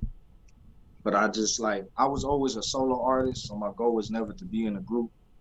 But we kind of made our own little group through my boy. My boy Skrilla was like, yo, you, Taz, and Smoke Corleone. Smoke Corleone is from Tennessee, Nashville. He does a lot of music he has a lot of music with T-Rock and a lot of other dudes. And my boy Taz, he came up with me, but Skrill, Taz, and Smoke were like Bone fanatics, diehard fans. And Skrill knew that I could sing, I could rap fast, I could make beats, I could make any sound, any type of beat there is. So he's like, yo, how about you, Taz, and Smoke become a 3-man group, almost like Migos, but try to bring that Bone shit back. So that's where Dying Breed Family, which is DB Family, came about. And that's when I really started like trying to link up with Bone and just trying to brand it to where, okay, let me try to see if I can get Bone cool with us or get Bone on some songs that will maybe, it was almost like an experiment. Like, let's see what it's gonna do, trying to make a new, like a new Bone type of group. And then also trying to get the cosign of Bone, doing songs with them and see where it goes. So that's what started my journey on trying to, kind of hunting Bone down and meeting them and starting a relationship. And that's where it all started. But like I said, I've been focusing on my solo career. So, and I also changed my name to Raiden Rush. So I just been like really focused on my shit. But me and DB family, we're gonna still make some music. It was just, I never wanted to be looked at as like a Bone clone. You know what I'm saying? I ain't never want people to look at me like, oh, Gold Rush trying to be Bone. He think he a Bone thug. I ain't never wanted to be labeled and branded like that. And that's another reason why I recreated myself and I'm doing my own type of shit. You know what I'm saying? Like when you hear me on songs with Bone, I sound one way because I could kind of do that. But like my own music, my solo music is a little different, but there's always elements of Bone in there. There's you got layers. Elements, there's some Bone elements, there's some Wu-Tang elements, all confused with trap. Yeah. No, you got a lot of layers. That Woody Woo track is like no limit to the Bone, even like the artwork for it. And then you're on Don't Get Fucked Up and it's a totally different style. So you're a guy with layers. Just for the fans listening, I want to clarify, was the Money Make the World Go, was that the first Raiden Rush like Bone song, the one with DB? Yep, that was a DB family, and that was the first Bone member song that we did with a Bone member with Lazy. That beats hard. That was either the first or the second night that I actually got to link up with Lay. I linked up with them at one of the shows down here. I packed up my whole studio in my car and I made it happen. Like we linked up, we chilled. I brought the studio in his hotel. I helped, he just had to knock out some features. He just happened to have to knock out some features for a couple people. So boom, that's why I fell in. I'm like, hey, I got the studio, let's do it. So I ended up knocking out the features for him for the other people, and then he dropped some shit for me, and that's how that song came about. And I actually laid my shit right there in front of him. A question Bone fans always want to know about is, we know there's obviously Flesh and Bone stuff that's in the works right now, but are you sitting on unreleased Raiden Rush Bone collaborations that haven't come out yet? I am. Bone fans love that shit. Me and Flesh got plenty more coming. Just know that we got singles lined up. I'm not gonna say everything else, but we got a 150 round drum clip loaded up. Yeah. And as far as me, I got a brand new single called Eternal that's gonna be dropping on Halloween featuring Flesh and Bone. So it's another one, a new Raiden Rush featuring Flesh and Bones called Eternal. I'm dropping it on Halloween. We're gonna be releasing a music video for it too. I'm sure a lot of y'all Bone fans, the real Bone fans, I'm sure y'all seen and heard the clip that got leaked of Smoke and Maintain. That's a new Flesh and Bone single featuring me that's gonna be dropping next. So stay tuned for that. I see nothing but good feedback on that record. Oh yeah, kind of like Buddha lover type shit. Fans loving that, that clip. I mean, you could imagine anything Bone, like I get sent by fans, my IG, I gotta mute it when shit like that happens, because when that little clip happened, my IG got just bombarded with people sending it to me. Same thing happened when they saw, Raiden Rush, Flesh, Eternal, because the word Eternal and everything from like that era is so important to us as Bone fans. Like I'm sure you being a Bone fan, like Bone fans are protective of certain things like more than others, and Eternal's one of them. Yeah. I've seen people get connected with Bone and try to do some shit and it's not received well, but it looked like when that went up, like fans seemed to really respond to that well. And I would say that's based on the last 3 singles. It's like, okay, we can trust that Raiden Rush is going to do the right thing with a song named Eternal. So yeah, I would love to produce a whole project for all 5 members, including with No Limit and Wu-Tang too. Like I feel like I'm that type of producer that could do that. Like I could make a whole album for Wu-Tang and it'll sound like genuine Wu-Tang. I could make an album for No Limit. It's gonna sound like genuine 2021 No Limit. Same with Bone. And me and Blaze been chopping it up. Blaze been hitting me up for the last year, giving me my flowers for like a whole year now. So me and Blaze been chopping it up, and we both on board with producing a Bone album. When it comes down to it, me and Blaze, we ready to go. I'm sure me and him could produce an album for Bone in one day, like easy. Yeah, and you guys seem to understand the sound, which from a producer standpoint, you know, that may be the highest compliment of all time in the Bone lane, because very few producers in the last decade have truly been able to give the fans what they're looking for, to the point that I think Bone fans have said, well, you know, they're just different now. They don't do that. I feel like the biggest problem is the producers are not giving the fans what they want. And the fans want that thug love. They want that, you know, for the love of money, thuggish, ruggish. That's what they want. I know what they want. As far as these first few singles with Flesh, I wanted to do it but not be outdated. So I was trying some new type shit, like trying to give it a 2021 sound without straying too far away from that real Bone sound that people are looking for. Oh, you killed it. I pay attention to the Facebook groups. I pay attention to the comments. I read what people are saying. And now I'm more focused on giving them that thug love, that thuggish, ruggish, like Eternal. My new single Eternal has that. It's almost a flip For the Love of Money as far as the beat goes. But that's what I'm focusing on right now. Mainly now, everything I make for Bone, I want to kind of focus in on giving it that authentic Bone sound that people are waiting for. But I also want to give people 2021 too, you know what I'm saying, without sounding like it's outdated. Yeah. You know, like it's not the 90s, but it's still Bone. Yeah. No, you did a great job at that. And you had mentioned Blaze, and I thought Blaze did a great job as well at, this sounds like the way we want Bone, but like you said, it doesn't sound like a beat that was created in the 90s on a beat machine from the 90s with 90s sounds. Like the update there was great. And I've said it, I've seen other fans say it, that this is like the best Flesh music that we've had since True's Humbly United Gathering Souls, which, you know, Flesh is a topic to Bone fans where his style has changed, and some Bone fans like one style, other Bone fans like a different style. So there's like a lot to unpack with Flesh-N-Bone, and to be told, hey, this is like the best music since like what we consider like his highlight years with that album. That's huge. A decade of working with Bone on and off. What brought this relationship with Flesh on, where now you're working this close with him? Once I got cool with all 5 members, I was really just cool with Lay. Me and Lay was real close. Me and Kane. And then I ended up kind of getting cool with all the other members. And throughout that process, I got all of their emails. I remember one night I was with them at Revolution, I think it was. And they just did a show and I was kicking it with them. I made sure I got Crazy's email, I got Wish's email, I got Flesh's email, I got everybody's contacts and emails, and I just started sending them shit. I've been sending Crazy Bone shit for like 4 years straight now.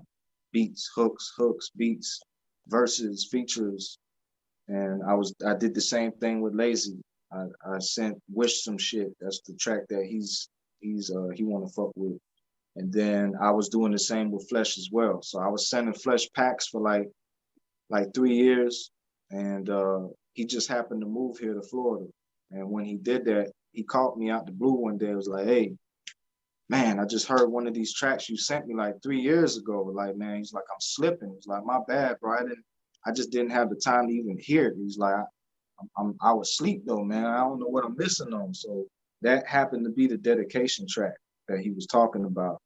I sent that to him like 3 years ago, but he just recently heard it a few months before we dropped the record.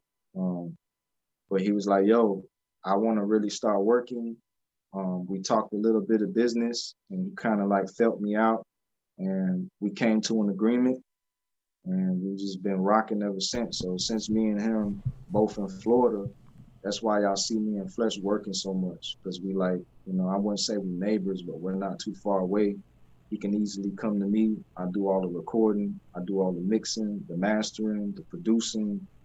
I'm featuring, I'm shooting all the videos, I'm A&Ring the CD cover. Like I'm doing everything from A to Z. I'm making sure that the delivery, the melody, the lyrics, the mixing, the mastering, the beats, the videos, the CD covers, like I'm behind everything from A to Z.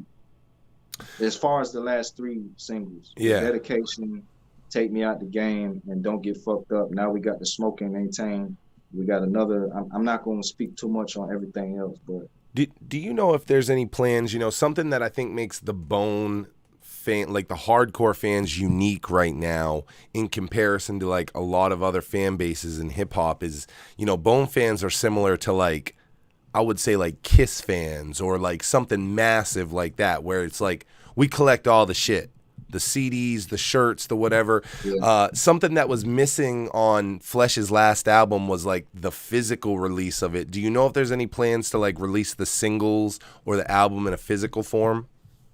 I'll leave that all up to Flesh. Up I the have stack. no idea what his plans are. Tell him that's what we want, Raiden. We want to be able to buy that shit. We love to support Bone. It's different over here. Yeah. Streaming's cool. We want to buy the shit. I'm gonna talk to him about it. We definitely gonna get some merch going on, but I think Flesh. I have a really good feeling that Flesh is gonna print at least some copies, even if it's like limited. Yeah. But I'm gonna talk to him about that though. Yeah, it's good because Bone fans are different. Like I said, most you know fans are like, hey, it hit streaming, we cool, we can stream it for free. But you know, I noticed that this fan base is different. Tuesday, the video for Don't Get Fucked Up dropped. Like you had mentioned, you're so involved with so many, you know, layers of the current Flesh-Bone era music.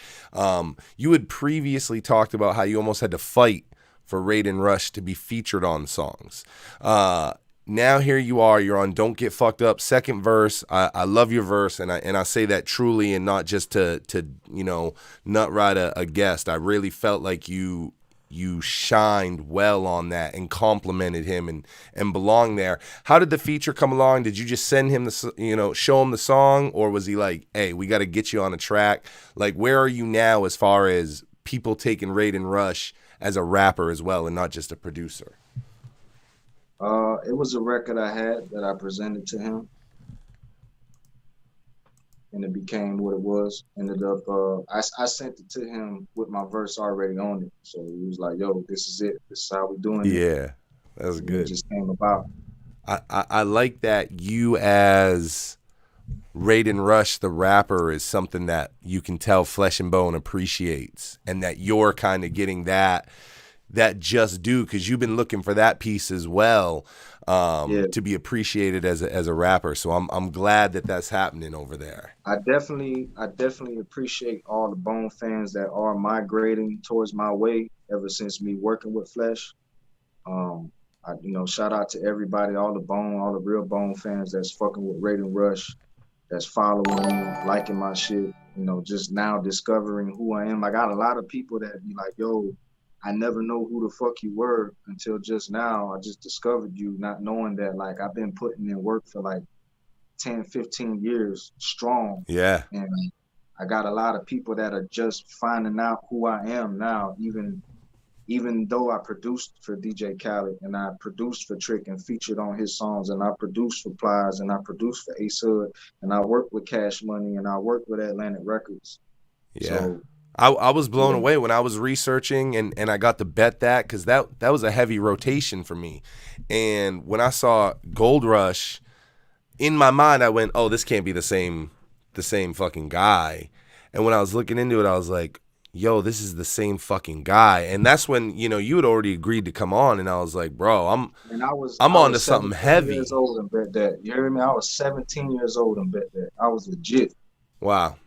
Yeah, you've come full circle, you know, and here you are, and it's not just Bone you're working with. Like, I like that you're still, you know, you don't get boxed in to anything. I've seen you, and as I researched, I saw that you continue to expand and that you don't get boxed in, but that when you're in that box visiting, you do it well. I would say the reception for you in the Bone world, which is a hypercritical place to be at, has been, the reception's been really good. Man, People love it. Some of them Bone fans is hard to deal with, boy. I tell you that. Hey, this is It's been hard. It's been hard trying to prove myself to the Bone community. Yeah. They one of the hardest audiences to deal with. I tell you that. Well, there's been so many times that people get involved, and there's this promise of greatness. Soon as a Bone fan hears auto tune, they instantly hating on the shit. I'm kind of like in between the old and the new, so it's like I deal with both worlds. I like but it. I noticed, man, them Bone fans, they hate auto tune. Like, with passion. Unique had a project that didn't come out to be what it was, the World War III project, and on it he had Busy, and Busy did a lot of auto tune on there. He's got a song called 100K, and I thought it was fantastic. I thought that it was used great. So, I'm kind of in the middle there. I thought it was great to hear Busy Bone utilize that the way he did, because he killed it.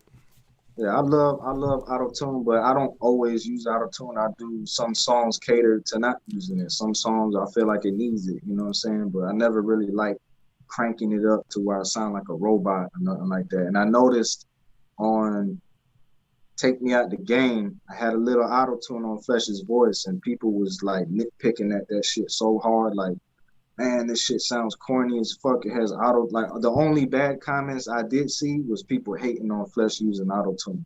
But it's funny, when me and Flesh made it, Flesh loved it. Like, he was like, man, I love it. This could be a new sound for me. And I'm like, me and him both thought it sounded good. I just think that the Bone fans they're used to hearing Bone without auto tune. Yeah. I guess it makes it sound a little more commercial, which is not who Bone are supposed to be, I guess. But it is. I don't know. They got one of the highest selling commercial records of all time. So I say you and Flesh do what you think is right, because that's a creative guy who's been innovative even past Bone style. I will say this: ever since I read the comments from Take Me Out the Game, I told Flesh no more auto tune. I don't want to deal with these comments and these people talking like this. We're done with the auto tune as far as Flesh and Bone goes. If I do use it, I'm gonna use it very, very little, where like you could barely hear it. But Flesh is done with the auto tune on my end. I'm not. I think that's only a portion of fans, for real, because we deal with a lot of fans over here on the show, and hand on a Bible, I don't think any of us have heard anything bad. Matt Weaver, I know you're in here.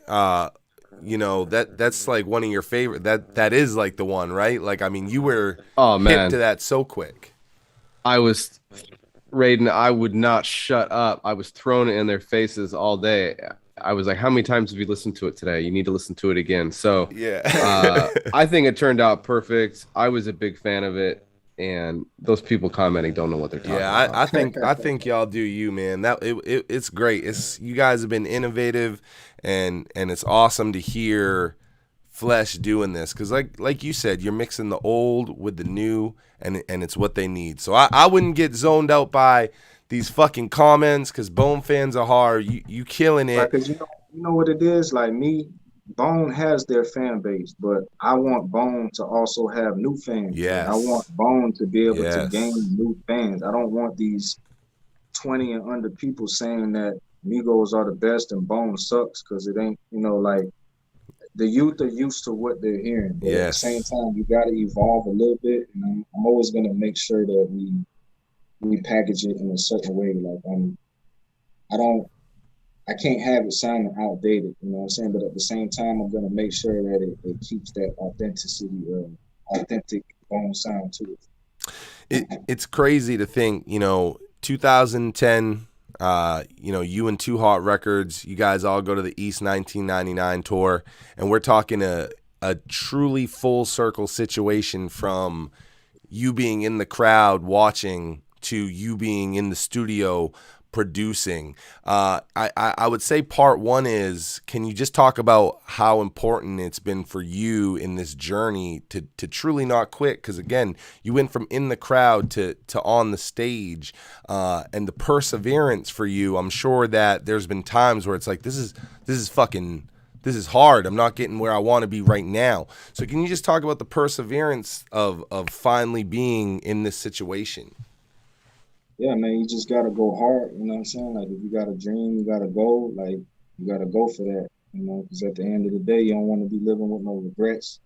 As Yeah. far as like all the relationships and the people that I've dealt with, I feel like good energy kind of surpasses talent sometimes too. You know, like just being able to talk to people and get cool with people and becoming valuable. You know, I had to learn how to make myself valuable. I started off just rapping and making beats. I had to learn how to engineer. I had to learn how to record. I had to learn how to mix. I had to learn how to master. I had to learn how to shoot videos. I had to learn how to edit. So all of those things, you know, the only reason that I'm there is because I made myself valuable. And I think that's, you know, having good energy and making yourself valuable. And like you said, just persevering.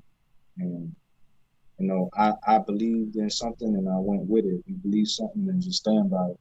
Yeah, man. It's phenomenal that you continued and knew that you were putting in the work. It was going to pay off. Before we wrap up and we move off the Bone piece, I know you had said Thug Love was the first song that you had heard, but what's Raiden Rush's favorite Bone Thugs album? Your favorite album? Definitely Art of War. East 1999, Thug Mentality, and Busy Bones. Was it Heaven's Movie? What is it? Yeah, Heaven's Movie, his first album. I hope the Bone fans don't fuck me up for this, but that's actually the only Bone album that I've ever purchased in my life. It was Busy Bones' solo album. When that Thugs Cry, This Is What, when that album came out, I ain't gonna lie, I bought that album. Yeah. And I didn't need to buy Thug Mentality just because one of my homies, my boy TT, was such a Bone fan.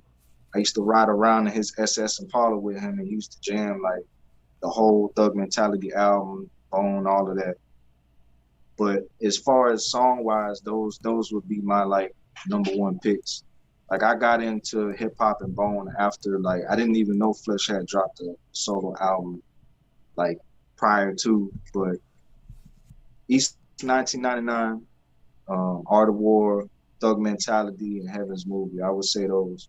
Hey, you picked I would say all in the top fucking 5 right there. So that's you're in good company, man. Yeah, the whole interview we've talked about just how much you do. I'm doing some new Ghetto Cowboy shit too for Crazy Bone. Y'all stay tuned for that. I think that might be something that I'm featured on. Ooh, hey, that might be an exclusive here. I haven't heard anybody talk about that yet. So y'all look out. We've been hearing Crazy Bone kind of talk about this coming Ghetto Cowboy shit. So I like hearing. Ooh. Got a hard one. Hopefully it releases and it drops. Yeah. Hey, y'all heard it. We got to make sure Crazy be putting these Raiden Rush songs out, because I know if you're doing what you're doing with Flesh, you can do Have equal y'all heard credit. So Crowded? I think it's So Crowded. Did y'all get to hear that? It actually got leaked. It wasn't me. I seen someone leak the song, but I believe it's on YouTube. I bet I got it. If it's been leaked, I probably got it I got a hard drive with a few thousand songs. I'm gonna have to look. Brand new Crazy Bone joint that I had produced. That shit's real dope. But you said it was a leak. He hasn't put it out officially yet. I believe it got leaked. Yeah, I don't know I don't know everything that happened. So like, I be finding shit out when the fans do at the same time. Y'all let me know in the chat if y'all have heard this as well. I want to know in the chat. They done heard the so that's one that I did for Crazy, but we got plenty more coming. And I'm gonna definitely keep putting in that work and sending them shit. Are you ever concerned with everything that you're doing? And again, we covered how much you're doing just on the Flesh side, and we know. Well, I know Raiden Rush is doing videos. Raiden Rush is producing other people. He's an MC. You have a label. You have artists under you. Are you ever concerned about like the burnout factor and just like it sounds like you probably don't have much time for you. Is that ever something you think about? Is like you got so much going on and so many people depend on you? Yeah, I've never gotten burnt out. It hasn't happened yet, but I mean, I be taking Sundays off. I don't work on Sundays. Nice. I got a Good for wife. you. Hell We yeah. kick it. Hell yeah. And I don't really get no burnouts like that, but I've been going extra hard on my solo artist career just because I feel that clock ticking and ticking like that. I never was focused on age so much ever. Like, and now it's just like, it almost feels like a burden on me, is me being an artist.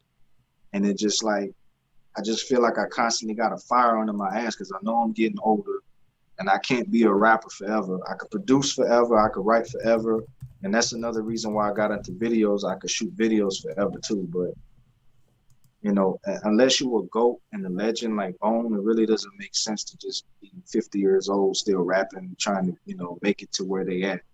So yeah, I've said I that for a think I long would have a time. lot more time. I think I would have a lot more time if I wasn't focused so much on trying to drop so much music as Raiden Rush the artist. But I feel like it's something I have to do too, because I'm not going to die a happy man if I don't. Like I can't live with that. You know what I'm saying? And I've came so far, I can't turn back. Like I done put everything into this. I have no plan B, and I never did. So if this don't work, I don't know what I'm gonna be doing. So that's another reason. That's another thing that keeps me motivated and just keeps me fired up all the time. Like if you ask my wife, I'm like a machine. I don't stop. I work. I'm making music. I'm producing. I'm shooting video. It never stops. Mm. Yeah, man, it's what it takes. I mean, it's truly what it takes. Like, I mean, if you ask anybody, like you said, you ask the greats how they got there. You listen to a Snoop Dogg interview, and he's definitely going to tell you that he got there by working and going all the time. I mean, nobody got there by sitting on their ass. So I love that you have that motivation. I love that, you are where you are right now. What's next? Every artist is looking to level up. Every artist is looking for, what they're set on next. It doesn't matter if they're brand new in this or, like you said, they're Bone and they've been in this for 25 years. Everybody's got the next goal. What's the next goal and the next place for Raiden Rush to go? As far as Raiden Rush, me the artist, like I'm pushing Wooty Woo really hard right now. Yeah. Up until now, I've been releasing a lot of songs, a lot of singles, and not really just putting a budget behind one record for a really long time. So I'm just kind of starting to implement that marketing, and I'm going to really push Wooty Woo for a while. I'm still going to be dropping new singles, but I want to make sure I get a song to 1 million views, 1 million streams. I'm trying to get added on Spotify playlists, you know what I'm saying, and just grow my numbers to where I need to be at. And just make sure, I got a gold or a platinum record, whether it's independent or with a label. And also putting my artists out, doing my Master P, Birdman type thing, because I could do that forever. Yeah, man. I love the idea of you having, you just having artists under you. And like you said, it's like you have all these skills. It'd be a shame that you hit a certain age and then you were like, well, this is it. I got to throw all this stuff out. You're knowing that, well, I can take all this shit and still apply it to these places forever. I also love. That's one thing I don't like about hip hop. I feel like in hip hop, people are very critical and very judgmental when it comes to age. We link it to sports. I don't feel like people do that with jazz and other types of music like that. Yeah. No, they definitely don't. But it's linked to a very sports mentality where you're in your prime and then you're out of your prime. And when you're out of your prime in sports, you gotta get the fuck out of the way and make room for people in their prime. And I think also that part of that is hip hop, regardless of where it is right now, is still very young in comparison to, like you said, jazz. So we really hadn't even got to the place where we could have somebody that was a Rolling Stone, like a Snoop Dogg, like Bone Thugs, like Cypress Hill. Like we hadn't got there yet to even be able to realize you could have somebody Snoop's age still relevant, still killing it. So we're kind of getting our first taste of that, and I think that it'll open up more because we are now experiencing that in hip hop for like the first time. I was looking if there was a video for your new single, but I couldn't find one on YouTube. Is there a video? Was I missing it, or you got one coming?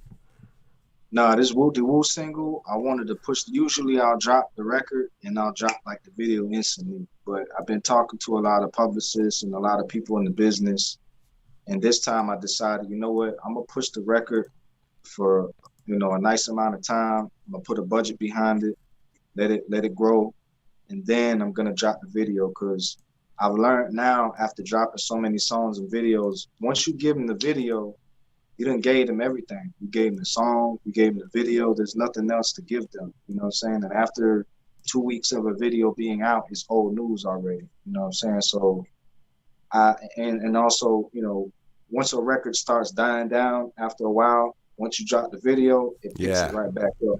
Yeah. So that's kind of like the marketing strategy that I want to implement from all these new singles that I'm doing now. So right now, I'm putting everything behind Whoop De Whoop as far as, my solo single goes. And that's kind of how I'm doing it. So that's why there's not a video out right now, but we're definitely going to be shooting the video and releasing it maybe before the end of the year. I noticed, and correct me if I'm wrong on this, but I think I noticed that this song isn't produced by Gold Rush Productions. Is that right? Yeah, it's actually the first beat I ever bought in my entire life. I've never bought a beat ever. This is the first beat that I ever did. Like I was like, you know what? I don't want to just use my production. Up until this point, every song I've ever dropped has been my production. So I was like, I'm looking at Kanye and I'm like realizing, okay, he's not producing everything he's on. Like he used to, but it gives you a different sound and it makes you be a little more creative, So I was on YouTube. I was going through beats. I found the beat. I brought it to a studio, the House of Hits in Miami. And I came up with the song just on the mic, no pen, no paper. And that's how that came about. And I loved the song so much. I'm like, man, I'm going to just buy this beat. I bought the exclusives to it. Usually I could flip a beat very easily. I do it for a lot of clients that come to me. They'll pay me and be like, hey, I got this song, but I don't own the beat, or I can't find a producer, or they sold the beat. So I'll go ahead and I'll make a beat the same tempo, the same types of notes, the same vibe. I'm not like copying it all the way, but I'm kind of customizing it to their song. So this time I was just like, man, I'm going to just stick with the beat. I loved it so much, and I ended up just buying it from them. I'm like, fuck it.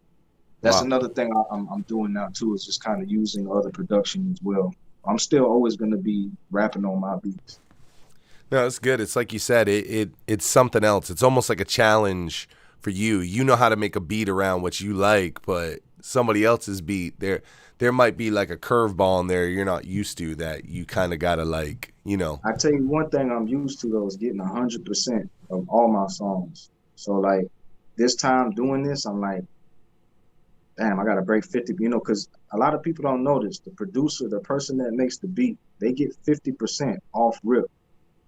So DJ Khaled's song, I got 50% of that. Trick songs, I got 50% of that. Plies song, I got 50% of that.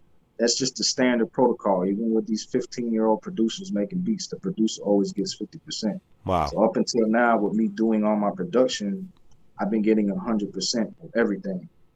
So that's one bad side of it. I wouldn't say it's bad because that's business. Everybody got to eat, you know what I'm saying? But I'm definitely going to be using a lot of my production still, but I want to, throw a couple of other producers in there as well. That's crazy. So it leaves the other 50% for the artist and then whoever else is involved. So if you got 5 artists, Bone Thugs and Harmony, you got 5 artists on a song, they all breaking up that 50. Right. Just for instance, not to put everybody's business out there, but like with Bet That, the Runners made it, they got 50%. And then all 3 of us, me, Trick, and Chameleon there, we got 13%. So a lot of this game, like these rappers, a lot of them not getting too much percentages, especially if they're not making the beat, then the label still got to get paid. There's a lot of crazy shit when it comes to the business side. Raiden Rush dropping game. I see everybody in the chat saying Raiden Rush dropping game. Raiden Rush, soy sauce is a common phrase that you say. It is tattooed on your body. It is in the comments of my fucking chat, of the post about you. Make me hip. That's that sauce, baby. That soy sauce. You feel me? Yeah. I bring that soy sauce, no duck sauce. You feel me? We leave the duck sauce for them duck ass haters. I love it. I love it. And I love that the fans associate it with you and you got like a fucking term that the fans be saying. Like I said, the chat's been full with that and the drip. That's my ad lib right there, man. Soy sauce. Yeah. You see my dog over here? We covered a lot. I feel like for the Bone fans, you know, for fans of Florida and you know, people that are there and people that are part of that, like some of this may not be news, but I see the Bone fans that I got in the chat have all been like, yo, I didn't know this. I had no idea. I feel like tonight Tonight I need everybody to put some soy sauce on their food tonight. You heard him. You heard him. Because you eating some steak, you eating some rice, put some soy sauce on that thing. We unlocked about a lot about Raiden Rush to the Bone fans tonight, and I think that you are already getting the love and the respect. But I'm hoping with this that the fans see that Raiden Rush isn't new to this, that you're a 24/7 grinder, and that it looks like you here. Yeah, see, Raiden be representing. With the $1 trillion green emerald boogers in that bitch. Yeah. Raiden Rush. Is it official Bone affiliate, baby? Is there anything we didn't cover? Is there anything and everything that we went over that we didn't cover that Raiden Rush wants to make sure that the fans know out there? New Blaze featuring Raiden Rush coming soon. Yeah. And new Raiden Rush featuring Blaze on the artist and producer tip. Like, we finna be rapping on this shit. Yeah, we were talking about it a little bit before you got in here. They all want to talk. On the computer back here, I was just working on the shit right before we went live. I saw you post it. Y'all not sleeping. Yeah. I saw you post the session. I saw. Yes, sir. Yeah. So stay tuned for some Blaze and Raiden Rush collabos on the artist side though, not just production. Like, we rapping on this shit. Hey, Blaze is he's a genius. He's been on my show multiple times. I had Blaze on the show when he just had one Busy Bone feature, and you know, I've always known that he was great. And I'll say that I went on record probably a month ago saying, hey, Raiden Rush is doing for Flesh what Blaze did for Busy Bone, and I love to hear. Yeah, I love to hear. I've been seeing that a lot. Yeah, and that's a huge compliment, because Blaze was such a, you know, he was a breath of fresh air to us as fans, and for people to. Hey, bro, where is Blaze from? But Texas, but he lives in California now. Okay. Yeah. I was just actually in LA last week shooting Turtle. Yeah. So for that Raiden Rush and Flesh come Turtle. Yeah, y'all gotta hook up, bro. You guys gotta hook up. I'm glad to hear that there's music coming. Raiden Rush, I appreciate you taking so much time. The Beyond the Harmony platform, we go very in depth. There's no 20-minute interviews here. We try to make sure we cover it all, and I really appreciate you taking the time out of your life to sit down and do this with us. For sure, man. Anytime. You know, I got y'all. Blaze is telling me no. Blaze, where you living? Oh, Blaze is in Virginia. See, I don't know. I wasn't hip. He's in Virginia. Blaze in the house? Oh, Blaze has been in here all night, bro, showing love. What's up, fool? He's been showing love all night. So Blaze is in Virginia, so he's closer than I thought to you. Oh, Virginia? Yeah. Oh, but in Cali now. Okay, see, I was hip. Blaze, don't be okay. I guess I was wrong. He's not from Texas. He's from Virginia. He's in Cali. Yeah, he's in Cali now. I was wrong about the Texas thing. He was just living there, but he's from Virginia. He in Cali now. Hey, Blaze, I just laid that hook down, boy. Yeah, get ready for that. It's coming. I'm gonna drop my verse on that shit soon. Yeah. I'm gonna send that shit to you ASAP. Yeah, Blaze, he laid that hook down, and I'm gonna be fixing to call you soon. He sent me this beat probably like a week ago. I just been so busy. Like, today was the first time I got some free time. So give me a day. I'm gonna have that shit to you. Hey, if anybody can understand, I guarantee you it's Blaze can understand getting busy, bro. So it's all good. I appreciate you. I hope this isn't the last time we have you on. As you build your relationship with Flesh and the rest of Bone, I hope you use this as a platform. I tell every guest that comes on that I have a Bone Thugs and Harmony podcast. I never talk about really what I do out of here. I always keep it about the guests, and I hope that you use this as your platform. And anytime you're trying to break something to the Bone fans or anything like that, please feel free. Reach out. This is yours, man. This is your platform now. Damn right. You already know. Hell yeah. We appreciate you, Raiden. You have a good night, brother. All right, man. Source sauce. Y'all fill the chat up with those lightning bolts for Raiden Rush dropping another huge Beyond the Harmony interview. I don't know what everybody thought going into it, but I know how I feel coming out of that interview. I know I'm always braggadocious about interviews and what we do, but I fucking do this, motherfucker. Bro, dude, this was in there, man. This is definitely top 10, if not top 5. Raiden brought so much. This was like I just want to say, by things- the way, that you've said this is a top 10 interview about way more than 10 interviews, but it's cool. I'm saying it's every single. Well, sometimes like people keep getting knocked out of that top 10 list. You know what I'm saying? it just keeps going. But this one was like one of those. They ones filling I that don't wait. chat with all that lightning bolts. I see flawless victory. We in here right now. Yep. All this big. Oh man. But yeah, this is what I had dreamed of having, is someone to come on and just drop the game for an hour and a half straight. I mean, there was no moment where I wasn't feeling totally mentally stimulated by the stuff Raiden was dropping on us. So yeah, man, this is top 10 for sure. Yeah, nah. Hey, Raiden Rush is in the chat. He said fatality. That's 100, bro. That's 100%. And I really enjoyed it. And I think I told y'all, I hope I lived up to what I said to you guys in the pregame. I said, hey, the Bone fans, my co-hosts, y'all are not ready for the game that I'm about to kick about Raiden Rush. If Bone fans thought this is somebody that's got 3 Flesh and Bone songs, I'm like, we about to turn them upside down. They don't have any motherfucking idea.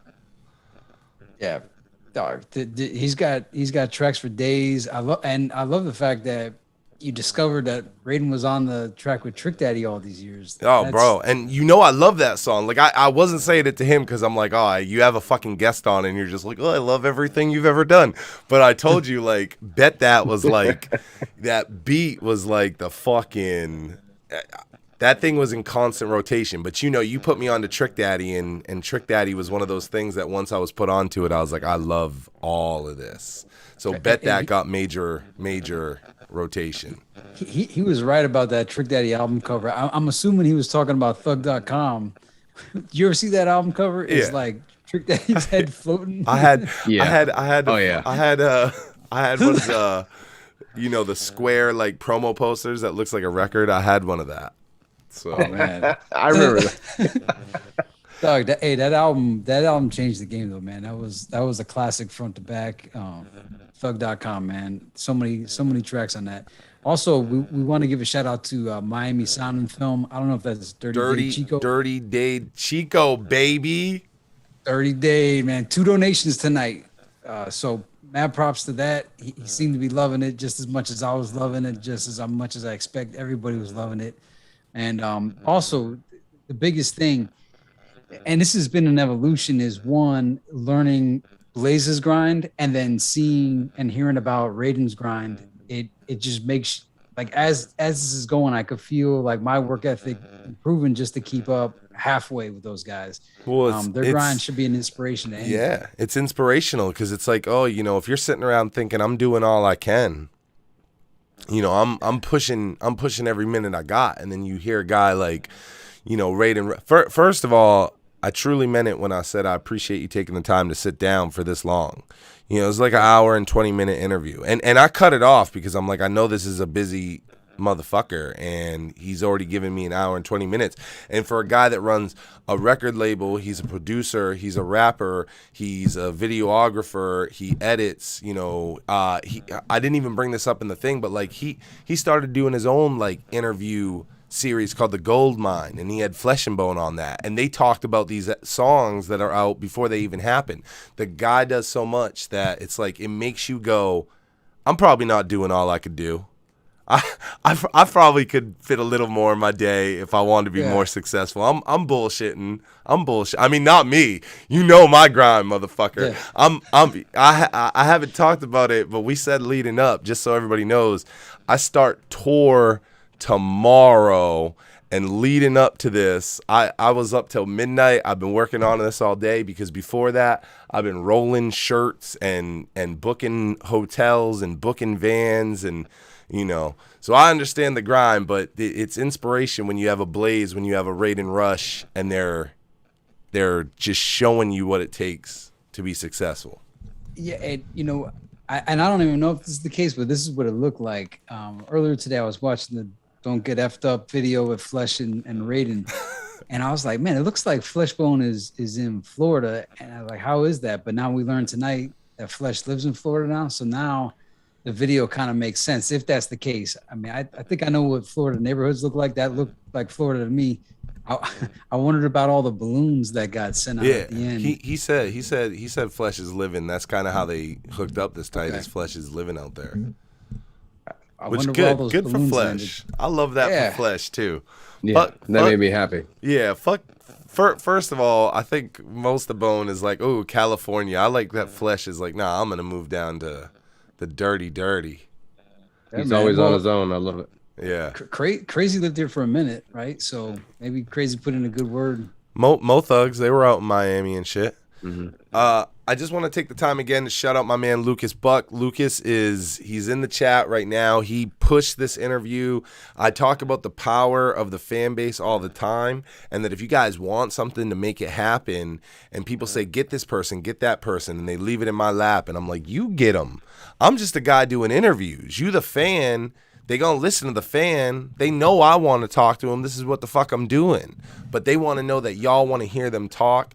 And Lucas took the time. He tagged everybody. Said I want to see it happen, and it happened. So I want to shout him out. I want to shout out Crazy and Crazy's album. It's a Crazy Life. He sponsored the show tonight. If you got in here late, he did a small interview with us at the beginning. We're gonna be dropping some tracks from It's a Crazy Life.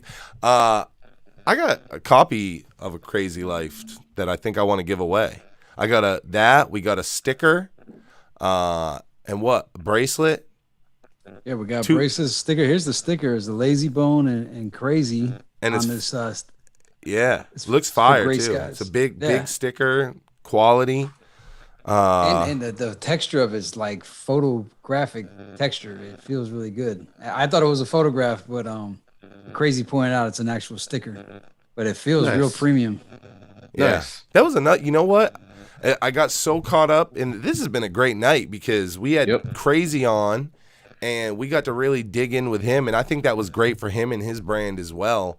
You know, there was a lot of networking going on in the chat, and I thought that was great. That's another thing that I had been wanting to see was you know, Bone fans connecting together, getting some business going, getting together for shows and stuff like that. And that was all starting to happen now. So it just took a little while, but it's like my vision, I don't want to say my vision, but some of the things I wanted to see are now occurring. Tonight was a home run all together. I also really liked your perspective that you had when Raiden was concerned about getting up there in age, which I could completely agree with. And I even think in your career at one point you thought of that as well. But you pointed out that, you know, hip hop is still somewhat young, even though we've been here for a couple of generations now, but there's no old people yet to know if it's even possible. Right. And I know I've said this to you off the show, and I think I might have said it on the show maybe multiple times, but one of the first rap magazines I had was Rap Masters. And the headline, this is in like the 80s, the 1980s, when Big Daddy Kane and Rakim were the kings of rap. It said, should there be an age limit to rap music? Now, rap music was not even 10 years old maybe at the time. And I remember reading that as a kid, and I said, you know, someday in the future, actually what they proposed was, can you see Flavor Flav at age 50 saying, yeah, boy? And I thought, man, I hope one day I'll see Flavor Flav at 50 years old saying, yeah, boy. And it happened.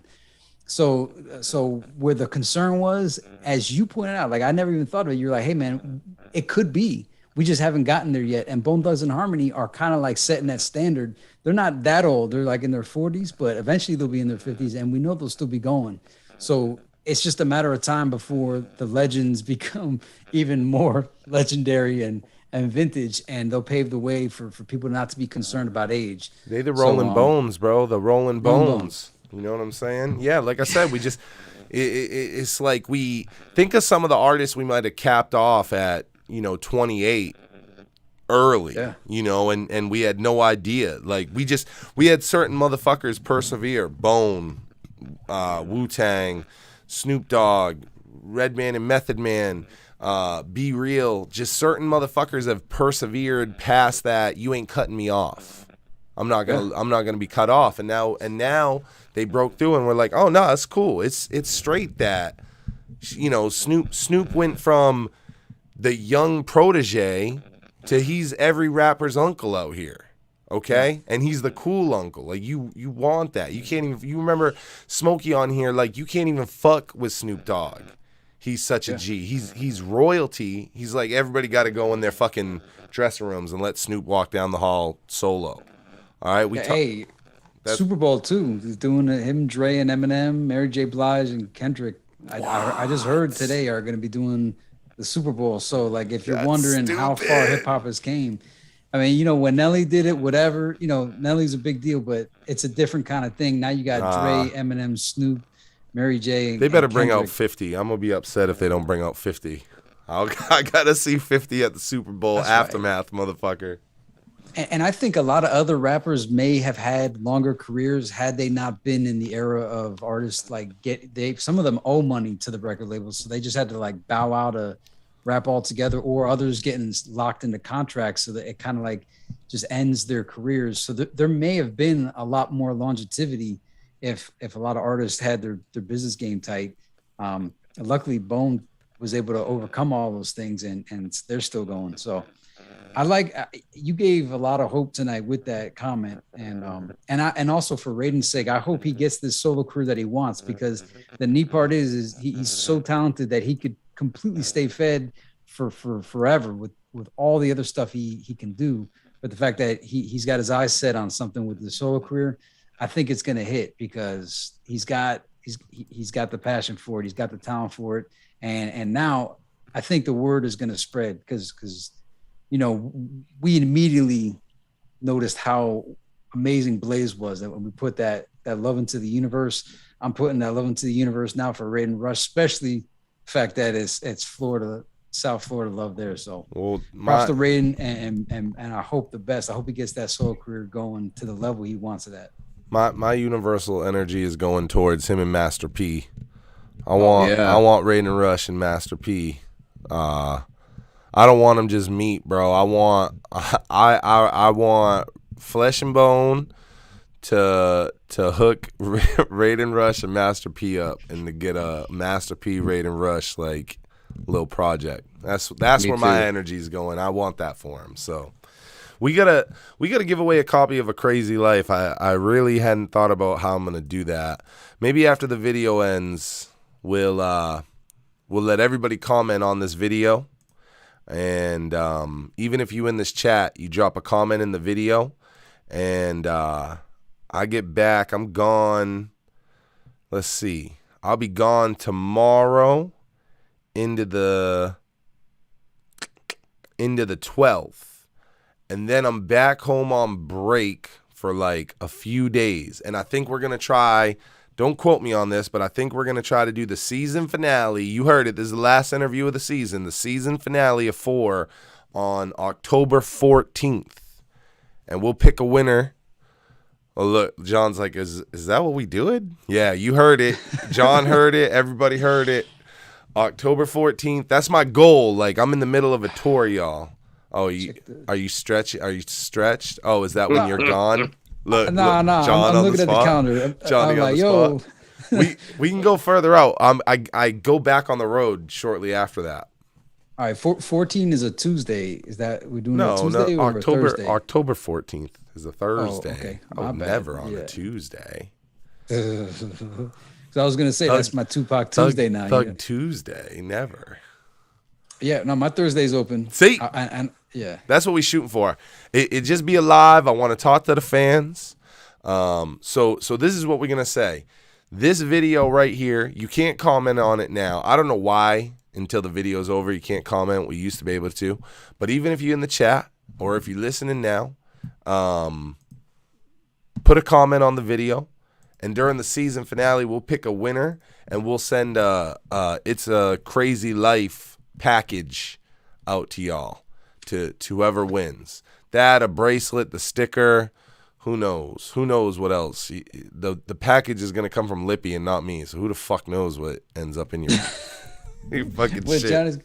Y'all might get a copy of my book, bro. Who the fuck knows what you'll get. So that's how we'll pick it. Everybody drop comments on this, and I'll make a post about it. I'll make some posts about it as well. That's how we pick a winner.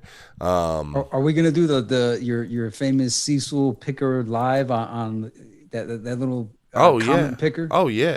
I'll Nice, put that bro. I missed motherfucker that, right man. on the screen, bro. I know. Hey, I loved giving shit away, but people just didn't like winning shit. I don't know what it was. I was like, bro, I would be nutty about all these.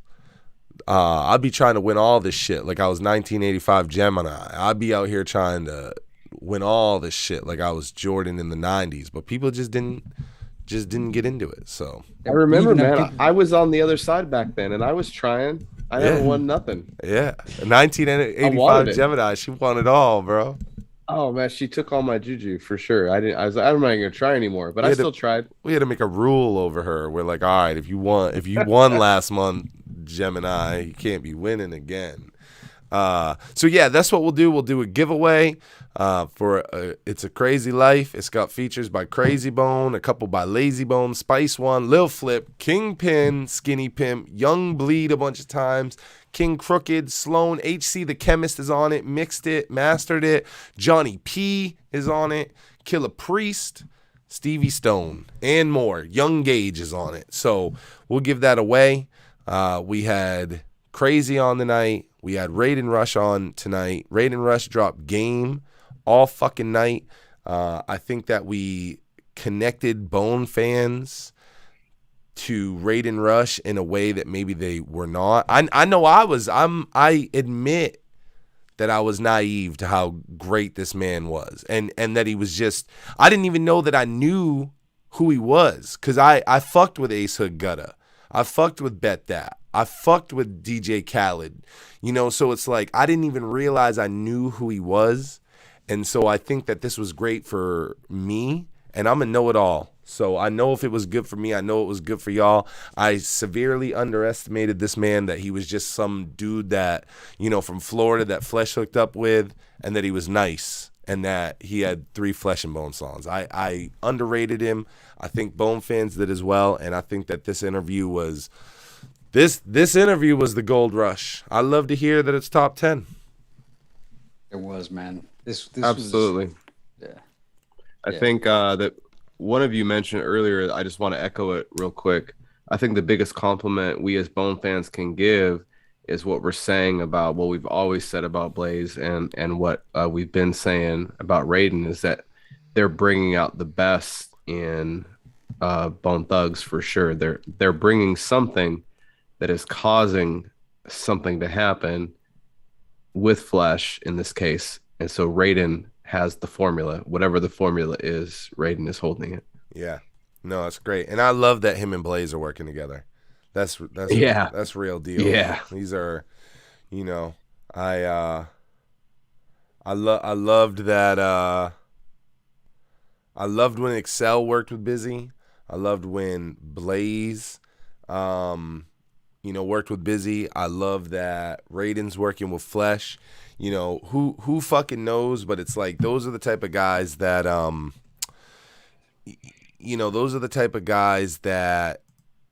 if they worked on a Bone album, that crew, you're getting a great Bone album.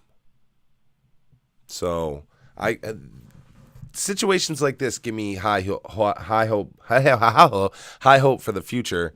And yeah, man, y'all know offline, Me, Matt, and John are talking, and I'm like, yeah, my head's really not in the game. I got to get through this. I got so much going on. But, once we got into it, Raiden was so intriguing to me that I slid into the game real quick. I was with it. Yeah, man. It always goes past expectations. And, Raiden and Blaze, it's they almost like they reinvented these guys. It's not, it's a group. No, thing. it's Flesh like and Busy. he said, they did it themselves, but yeah, it's not a reinvention. He took what we want and he updated it to what it needs to be for 2021. And Blaze said the same shit. It's like that thing that he was trying to explain was echoing an exact thing that Blaze tried to say. That Bone fans want this sound from the 90s that isn't there, okay? But if you were to do that, the rest of hip hop would shit on that. They'd be like, this is a song from the fucking 90s. And that's where I think the fail comes in, is it's like we've repeatedly, not we, but labels have repeatedly tried to quote unquote catch Bone up to the times.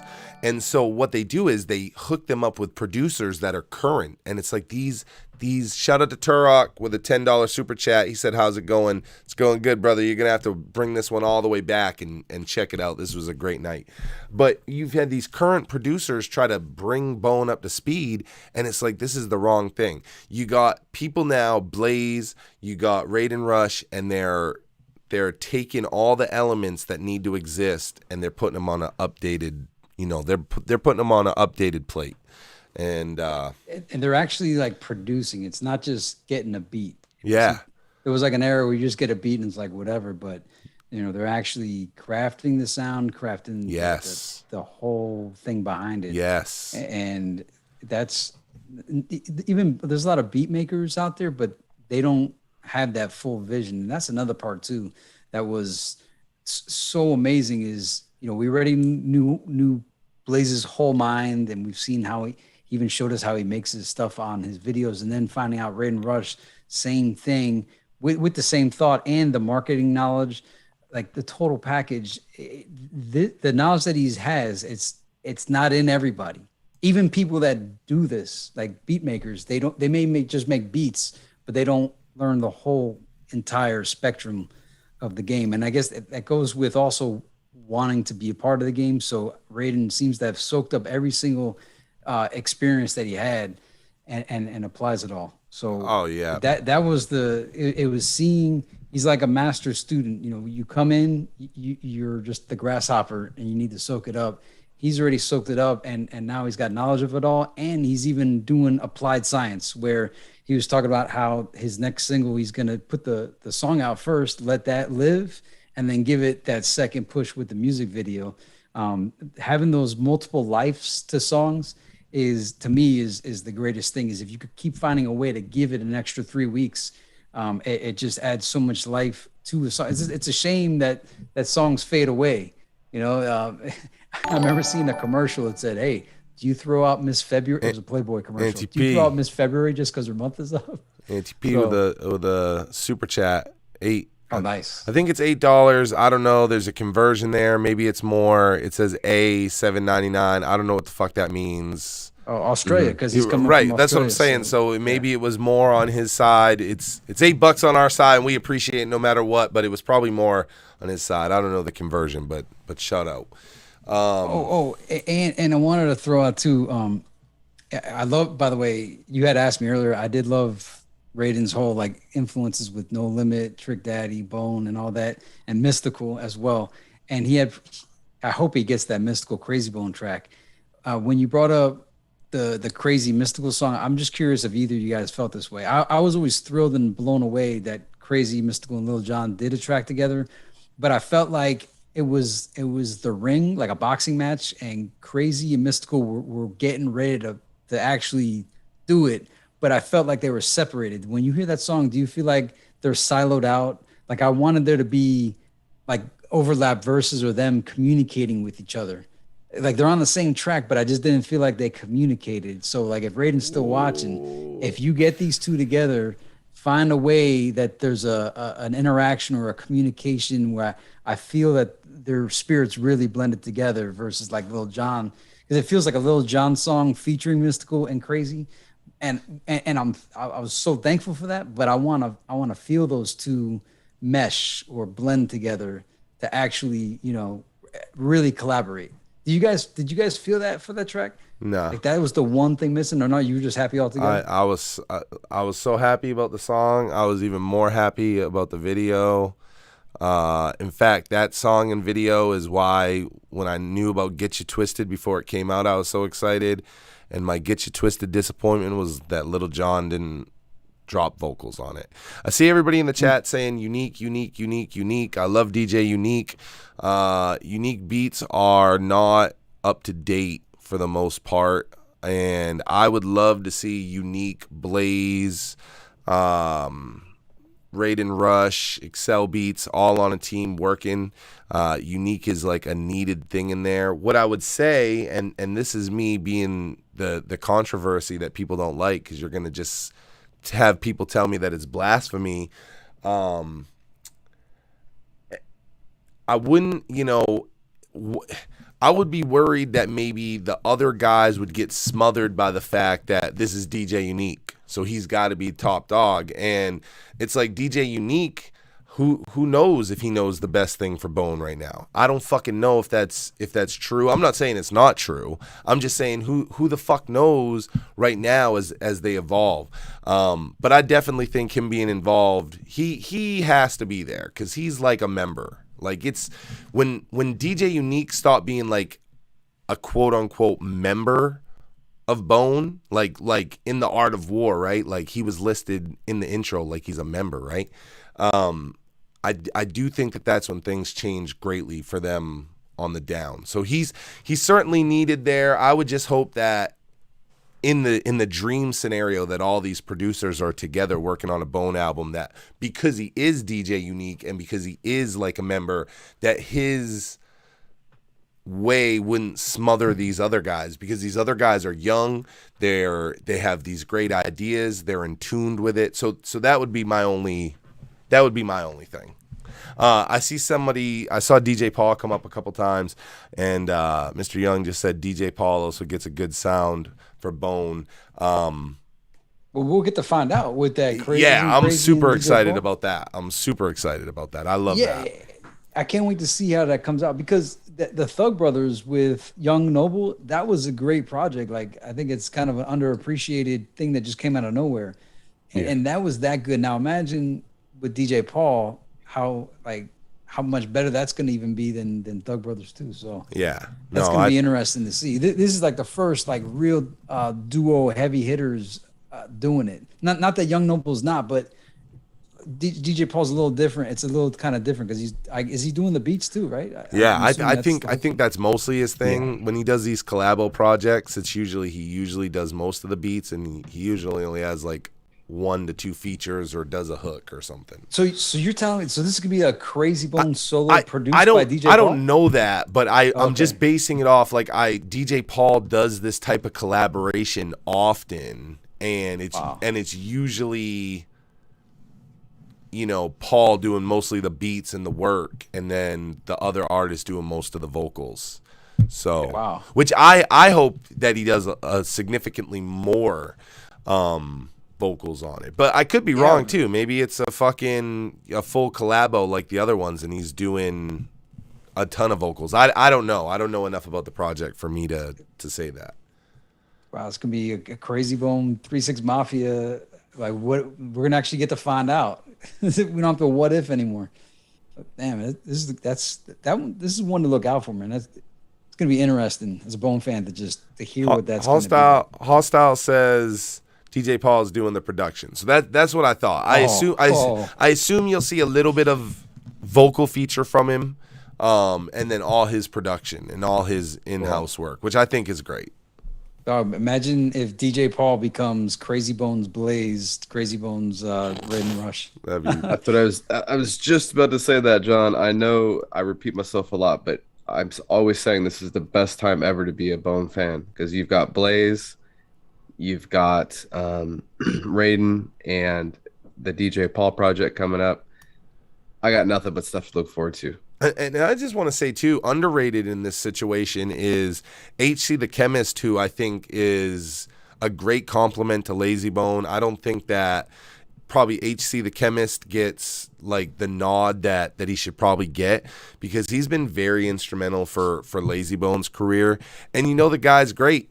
HC the Chemist, he's part of It's a Crazy Life. If you want to get yourself a copy of A Crazy Life once the live stream ends, or if you're listening to this after, all you got to do is comment on the video. We're going to pick a winner on October 14th. HC the Chemist mixed, mastered. I think he produced some. He's definitely featured on it. And I think HC the Chemist has been great for Lazy Bone as well. Yeah, so it seems like all four of them. If DJ Paul becomes like the dude for, I think it's good that Crazy explores the space, but listen, it almost seems like they all got their own guy now. Could you imagine if Raiden, even if it was an EP, I would take an EP. I actually rather have an EP. Could you imagine if Raiden Rush was the guy that got the Wishbone solo EP out?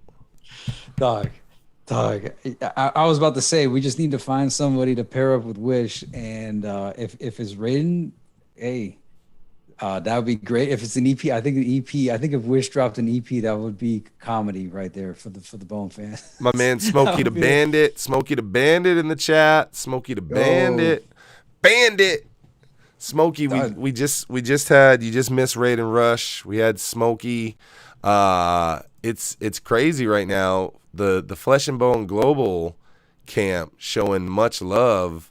I actually had Rep from Family Affair reach out, and they want to get Family Affair on the show, which means at some point, not now, I got tour and life.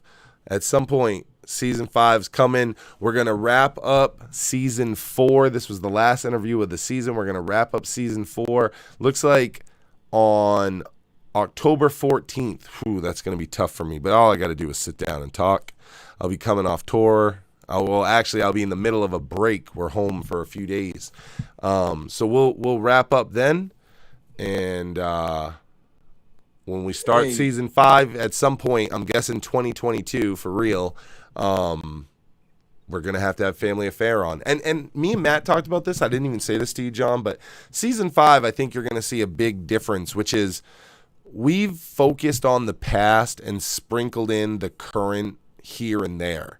And in Season 5, I think the shift you're going to see is we're going to focus on the current affiliates and we'll sprinkle in the past here and there, because the current wave is who really needs our platform.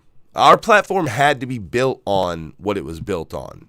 That's the way that it worked. That's the way that it's just shy of 10,000 subscribers. By the way, if you're not subscribed, I can't tell you how much that it matters to us. Please hit that subscribe button. If you haven't liked this video, please hit that like button. These things go a long way for us. But we had to build this platform working with who we worked with. But through these seasons, and especially in Season 4, working with Rocky Rock, working with fucking Smokey the Bandit, now working with Raiden Rush on an interview, I've realized how much the current era needs us to connect them to the fans so that we can make this time in Bone Thug affiliation as strong as previous ones. So in Season 5, I think that's what you're going to see is a lot of the current, and we'll sprinkle in a little of the past when it fits. I still got some from the past I'm trying to make happen. Yeah, well, and not only that, I didn't think I was going to be into it, but having the new people on, it's new blood and it's excitement and it's energy. It's a whole different vibe. Yeah. Well, because in the previous ones, it's like you know a lot of the story, so instead we're finding out like a tidbit here you didn't know. Because it's like you knew a bunch of this, but it's like, oh shit, we pulled these couple of things. But it's like when you have somebody like Smokey on or Rocky on, it's like the whole thing is like you're taking it all in, and that connection to the fans is what's needed. So I'm in the same boat. I love when we do it. I think that's where we're headed. Yeah, and as also, I don't know if we've even given this shout out. to our guy Matt Weaver for all the news that he presents every single month. But like as Matt was saying, that it's a great time to be a Bone fan. Each month comes around, I watch that news segment, and I'm like, I can't believe how much stuff the whole Bone Camp and the affiliates and even the Beyond the Harmony alumni, because we even keep up with them, which is beautiful, is how much is going on in each of those episodes. So I hope everybody that watches Beyond the Harmony checks out that news segment, because it gives you such a, if you think like, when's Bone going to come out with something? It's like, dude, they come out every month. Matt has at least a minimum of 5 minutes. Sometimes it's 8, sometimes it's 10. That's how much the whole Bone Camp is doing. And Bone fans should be thrilled, and not that grumble, but man, we are being showered and blessed every month with new stuff. So Bone Thugs and Harmony forever. It's incredible. And shouts to Matt. Matt, you think you're going to make it to the end of the year doing news? Yeah. He said, yeah. I I don't know. I'm like, thinking is he about the news burned right now. I'm like, is he burned the fuck out? I would be burned the fuck out on doing the news. I just make notes all month long, and then like I just take one day, and it's not an opinion piece. Like when John says it's 5 to 10 minutes, it's just straight news. No one wants to hear my opinion. They just want to know the facts. It's a great, like, it was a missing part of Beyond the Harmony. Again, the current, right? Me and John and I, we had focused so much on the past that it's like news was such a missing thing for this platform. And it's been important. You've done a great job. I hope everybody out there checks out the BNN segment, where, man, a year, I say we make it to a year, and then we make the assessment of, are we using Matt Weaver to the best of his ability, just recapping what the fuck is going on? We may not be getting the best out of Matt Weaver, just making him read what the fuck Bone's doing once a month. Who knows? See. We need new blood. If you've ever, Matt Weaver is the best example that we have. If you've ever listened to this show and you enjoy it and you like what we do, and you've always thought, hey man, I would love to do something like that, reach out. This is a platform. We may be able to work together. We most likely can work together. It takes a little bit of work on your side. Matt is somebody that came in and he put the initial work in, and we all connected very well. I'm not saying we're going to take on a fourth co-host. I never thought we were going to take on Matt, but he rolled so well into it. But I want other segments. I truly want the Beyond the Harmony Network. If you've wanted to do a show on collecting, if you've wanted to do your own type of Thug Thursday where your opinion isn't John and I and Matt, you know, reach out and we can work. It takes some dedication to the platform, but we would love to have more people involved the same way Matt is. Yeah, and also, if you guys want to call in, you at least get a 2-week notice here that we'll be doing our grand finale for season 4 on October. Was it 4? Oh, did you say 14? What was the date? October 14th. Oh, that's my anniversary. I'm gonna have to figure something out there. Okay. How did I forget that's my anniversary? But yeah, that's the anniversary. So all right, so stay tuned to find out what the date is. We'll see. I mean, I may have to wait till the weekend anyway. She might be working. So that is my anniversary. If not, we can go the 15th. I have that weekend. Okay. I have that weekend off. We come home and then I have that weekend off. All right. Well, I'll talk to her and then y'all stay posted to find out the date. Yeah, I'll start posting stuff for sure. And the point was to say is, you know, if you guys want to call in on our finale, because it'll be a bit before we get to season 5. We want to hear from you, and I hope this one's not a 9-hour marathon like last time. No. Not that it wasn't fun. It was fun, but the last time I needed to show and prove, motherfucker. I need to show and prove, and I did, and that was cool. I don't have that in my soul, especially. That's not something you repeat. That's something you do. You have that feather in your hat, that jewel in your crown, and then you don't do that again. Yeah, no, it was wild. And I'll say those mini interviews, I'll toot my own horn here for a second and just say, I came up with all those questions off the top of my head, basically, for everyone. And I was highly stressed out the entire grand finale, and you know, I would rather just sit back and kick it, and so aiming for the 14th. But if Mrs. Lippy's available for her anniversary, I'm sure she wants to do it. Yeah, And so I'll let you know. we could probably do like the 15th as long as Matt's available. Yeah, Something like that. I'll make myself available for And that. I'm not gonna miss that. And everybody will have to call in, because that, that's really, I remember when we did our very first call-in show, John and I were like, yo, this is what it's about. And then I felt like we weren't giving the platform too sparingly, that when we did it, people would want to call in. But the last couple times we were not bombarded with calls. But I'll advertise. Once we got the solid date, we'll get advertisements up. I'll be on a break from tour. We'll be back. We'll make it happen. Whatever night it is, the 14th or 15th of October, whatever it turns out to be, we'll also pick our winner for the It's a Crazy Life contest, I guess, raffle. No, what the fuck is it called? The giveaway. There we go. The giveaway. All you'll have to do is comment on this video, not in the chat, but in the actual comments once the live ends, and we'll pick a winner at the live, and you'll get a package from John Lippy full of fucking, who knows? I don't know. I've gotten packages for 20 years from John, and who the fuck knows?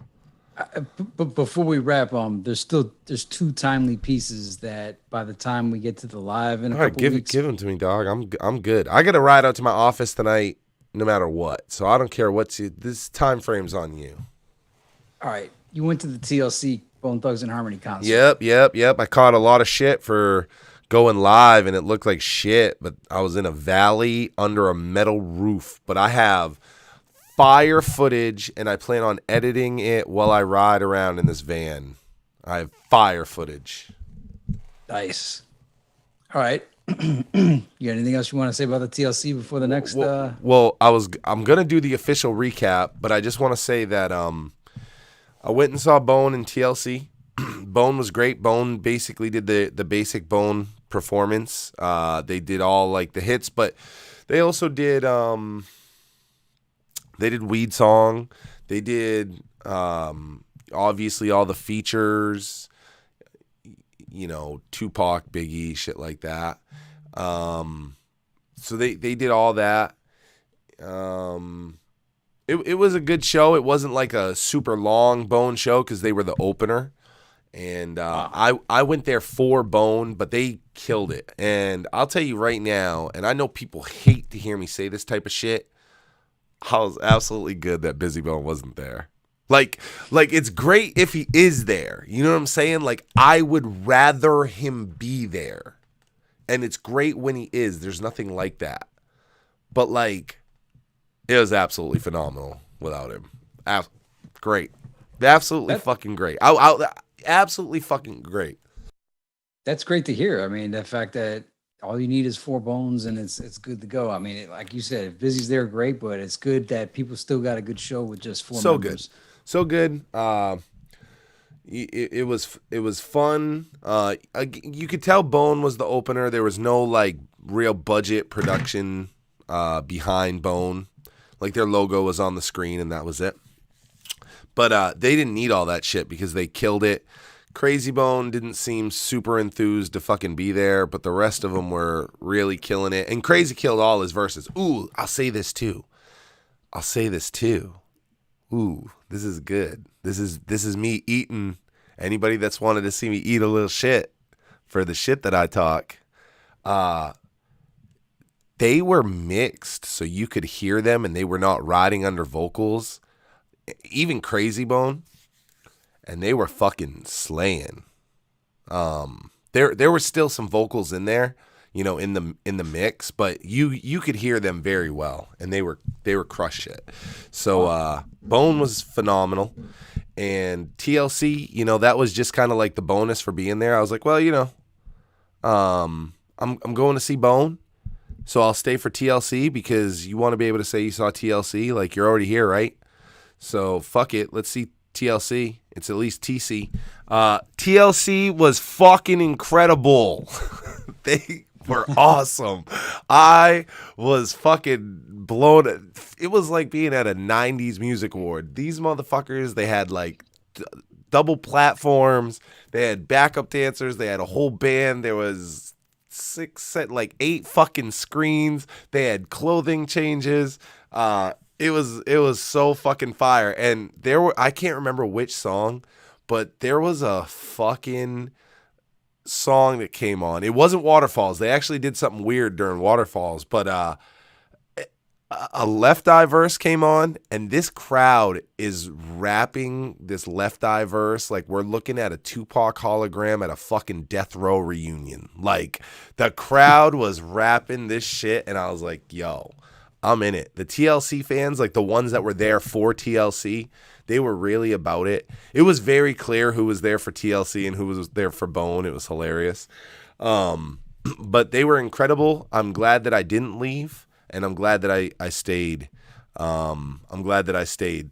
The only thing that was weird was during Waterfalls, when I thought was going to be the standout Left Eye crowd rapping moment, they did this really weird live band thing under her verse, changed the whole beat, and seemed to throw the whole crowd off. But overall, they were incredible. So it was a great show. If this TLC Bone tour is coming to your fucking neighborhood, go there. So how did they handle the Left Eye verses besides the one with the crowd doing it? How was that? They just played and bitches danced and the crowd rapped. Okay, And that was okay. that. Over this past week, I went on this like Goody Mob rampage because I re-listened to Cell Therapy and was just blown away how the song was basically like a coming attraction for real life. And but I never I remembered it happened, but I forgot. It completely blanked out from my memory that Goody Mob and TLC did a song together on that world. I think it was the World Party album, and it's actually like a high budget music video. Were you aware of this? That TLC and Goody, do you like remember that, or did that erase from your mind? I remember that. I remember. Yeah. Okay. Well, hey, it was great, and it's the weird part too is TLC. I remember Black Ice having more than just Big Gip and Big Boy on it. Am I remembering like was there a remix or something? Because I was like, man, it's just Big Gip and Big Boy. You know, Sky High, that song. So anyway, is the music video? Is the single different than or that was a single, wasn't it? Yeah. It was like the lead single from the Still Standing album. And I for whatever reason, I thought it was more than Big Gip and Big Boy, but it's just them two, which was surprising to be a single. I mean, it's one of the best tracks on the album, but just the fact that it was just them two was kind of mind blowing. But yeah, did a lot of Goody. I forgot about Dirty South too. Like, it's like, how did I forget about this? And then Get Up, Get Out, Get Something came on, and my wife goes, she's like, man, you're always saying that to me. Now I know where it's from. So it was good to go through some of the old Goody Mob tracks, and let me ask you this: I didn't realize till I watched it again, the In Due Time music video is basically like one shot of them in a car for 3 minutes. Besides that cut where Andre is like, it's the chain gang, bling bling bling. Bling bling bling. It's just one, like, if you watch this video, it's just a tripod in a car and they're rapping in the car, and nothing else happens. Like, there's no side story, there's no cuts. It's just like a straight video. But anyway, that's Goody Mob. This is a Bone show, so you know, I wanted to point out to tie it into the sponsor for the night, Crazy, my favorite TLC track, and I wonder if they performed it. Something Wicked This Way Comes with Andre. That's what made me think of Goody Mob. Yeah. The way the sound of that song is. They played the whole Andre 3000 verse too. No shit. How did the crowd react to it? The crowd loved it. I think a bunch of people knew it because there wasn't like a Left Eye verse to them, but there were people rapping it, and TLC just danced and shit, through it. Nice. Well, the sound of that song, and I don't know if Crazy's still in the chat, but the sound to that song reminded me of the intro track, It's a Crazy Life, from the album It's a Crazy Life. So whoever the lucky winner is of this album, when you hear the first track, It's a Crazy Life, I'm not saying he like sampled it or anything. It's just, it has the same like sound progression and some of the same notes and the same feel to that track. So like, since that was the first track on the album, that's why, like, listening to this, I instantly was like, oh, okay, this is going to be an interesting CD to listen to. It started off with something I really like. So there's that. So props to you for seeing. I got a copy of that coming, and I'll say this: it's like, it's not like owning like the For the Love of Money single or something, but as a collector, it's like you collect all this stuff, and you know, an album like this with all these features and shit. It's like he's got so many features that he's like loosely affiliated almost. So it's like it's a cool album to add to your collection. Dog, he's got, I mean, if we're talking about doing like a Mo Thug EP or something, he's got enough Bone affiliates on this for this to be like, if he just did those tracks, it would be a Mo Thug EP, yeah, or a Harmony House EP or whatever. So yeah, no, hey, what he came up with, it's the lineup itself is an impressive accomplishment. So props about the TLC. I'm glad you got to see it. Is TLC coming anywhere in your neighborhood? You know, I saw Immortal Technique the next day. Oh, that's what I wanted to know too. Before we get to Matt. Okay, yeah. Okay. What a weird weekend. Who else was on the billing? I mean, was it just Bone and TLC, or was it Bone TLC? No, that and was somebody it. else? And that was and then you saw Immortal Tech the next day. Yeah. How was Somewhere that, else. bro? Yeah, I mean, that was great too. That was a totally different fucking vibe. But you know, has he ever collaborated with Vinny Paz or Block and Cloud? oh, I mean, probably, bro. Like, I mean, he just aggressively attacked the fucking crowd about the government. So, you know, I was just like, whoa. Before the show started, I checked out a Raiden Rush SoundCloud because I wanted to see what was on the SoundCloud instead of YouTube. And he's got a COVID track, and he mentions David Icke on it. So I was liking that as well. So Matt, TLC, are they coming to your neighborhood? There's actually no Northwest dates for that tour. They got a couple California dates and a little Southwest, but nothing near me. I've traveled much further for far less. But this in the past 30 days, I've been to Vegas, Chicago, Portland, and LA. So I'm gonna probably lay low for a little bit. But hey, I wish that, because that's a pairing. That's a pairing for the ages. I just remember, I didn't remember. I have to cut back. I'm sorry. 30 Day Chico just pointed out, like, yo, how did you forget the Andre 3000 verse on Black Ice? That was the one. That was like the first moment where Andre like changed his whole dress style, and it kind of like threw everybody off. So he's right. It was Big Gib, Big Boy, and Andre 3000. How the heck did I forget? Back to you, Matt, on the TLC no Northwestern tip. Yeah, I mean, I thought about it, or I thought it would be cool if maybe we all went to one or something, you know, maybe do a live show or something, but that's something we could work on in the future. I would love to see that because people know who y'all are, and I'm not going to be seen with you motherfuckers. No that's way. True. You don't want to be seen nowhere with me. That's true. Hey, Matt, if we could find a TLC Bone concert, I think that's my kind of thing anyway. So I might even travel for it. How long is that tour going? Do they got any more dates left? I should have went to the one in South Florida, but I couldn't. I think I was doing drone footage for something that weekend. I couldn't do it. But if something, it's got a ways to go. It just kicked off. It's much more towards the beginning than it is towards the end, I think. So I'll look at the dates. If we find something convenient, especially if they do something in Utah, that's like in the West, as you were talking about. I got a timeshare out there, so that'd be a cool time to use that, and we could do some lives and it'll be a dope timeshare too. It's like a resort types thing. So now this is the final thing that I have in my chart, only because it's obligatory. I can't believe we didn't do something, but you've been torn there, Cecil. War of the Roses. You knew it was coming. Busy Bone War of the Roses. We haven't talked about it yet on the show because we haven't met up. Everybody's been doing their own thing. Who wants to start on War of the Roses? And we'll make it short. We got to go to bed. But... Come on, son. Come on, son. We'll hold that for the live. Son. Okay. Come on. Yeah. What if son? that's our main? What if that's our main attraction for the live? I like that. Yeah. I like that because our questions of the week are an hour sometimes. So. Yeah. I just had to make sure that we brought it up, because if we went this whole show and someone said, yo, how come you didn't give Busy Bone no props, man? War of the Roses. So we're giving it We're aware of it. acknowledging that we haven't acknowledged it, and now we're gonna acknowledge it, and that. Stay so on tuned and for the so forth. live Yes. to get that busy War of the Roses. So, all right, good. Well, that's what I got. Once again, Cecil, you did an excellent show. Raiden Rush was phenomenal. Crazy was great at the beginning. I love that Young Gage got blended into this as well. I like Young Gage, man. When you hear this Crazy album, check that Young Gage track out. He's got another good verse. It's like it's impossible for Young Gage to not come correct.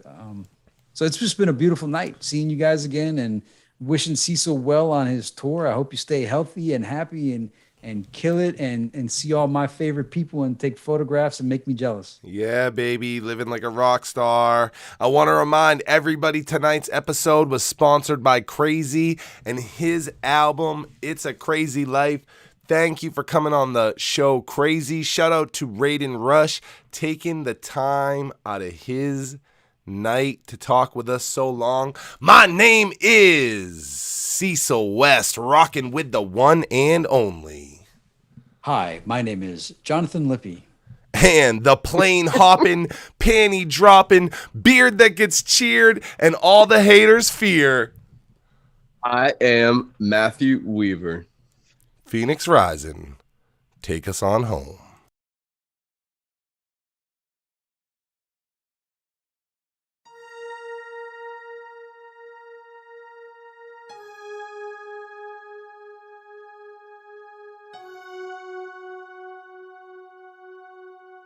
Beyond the harmony for the fans we celebrate.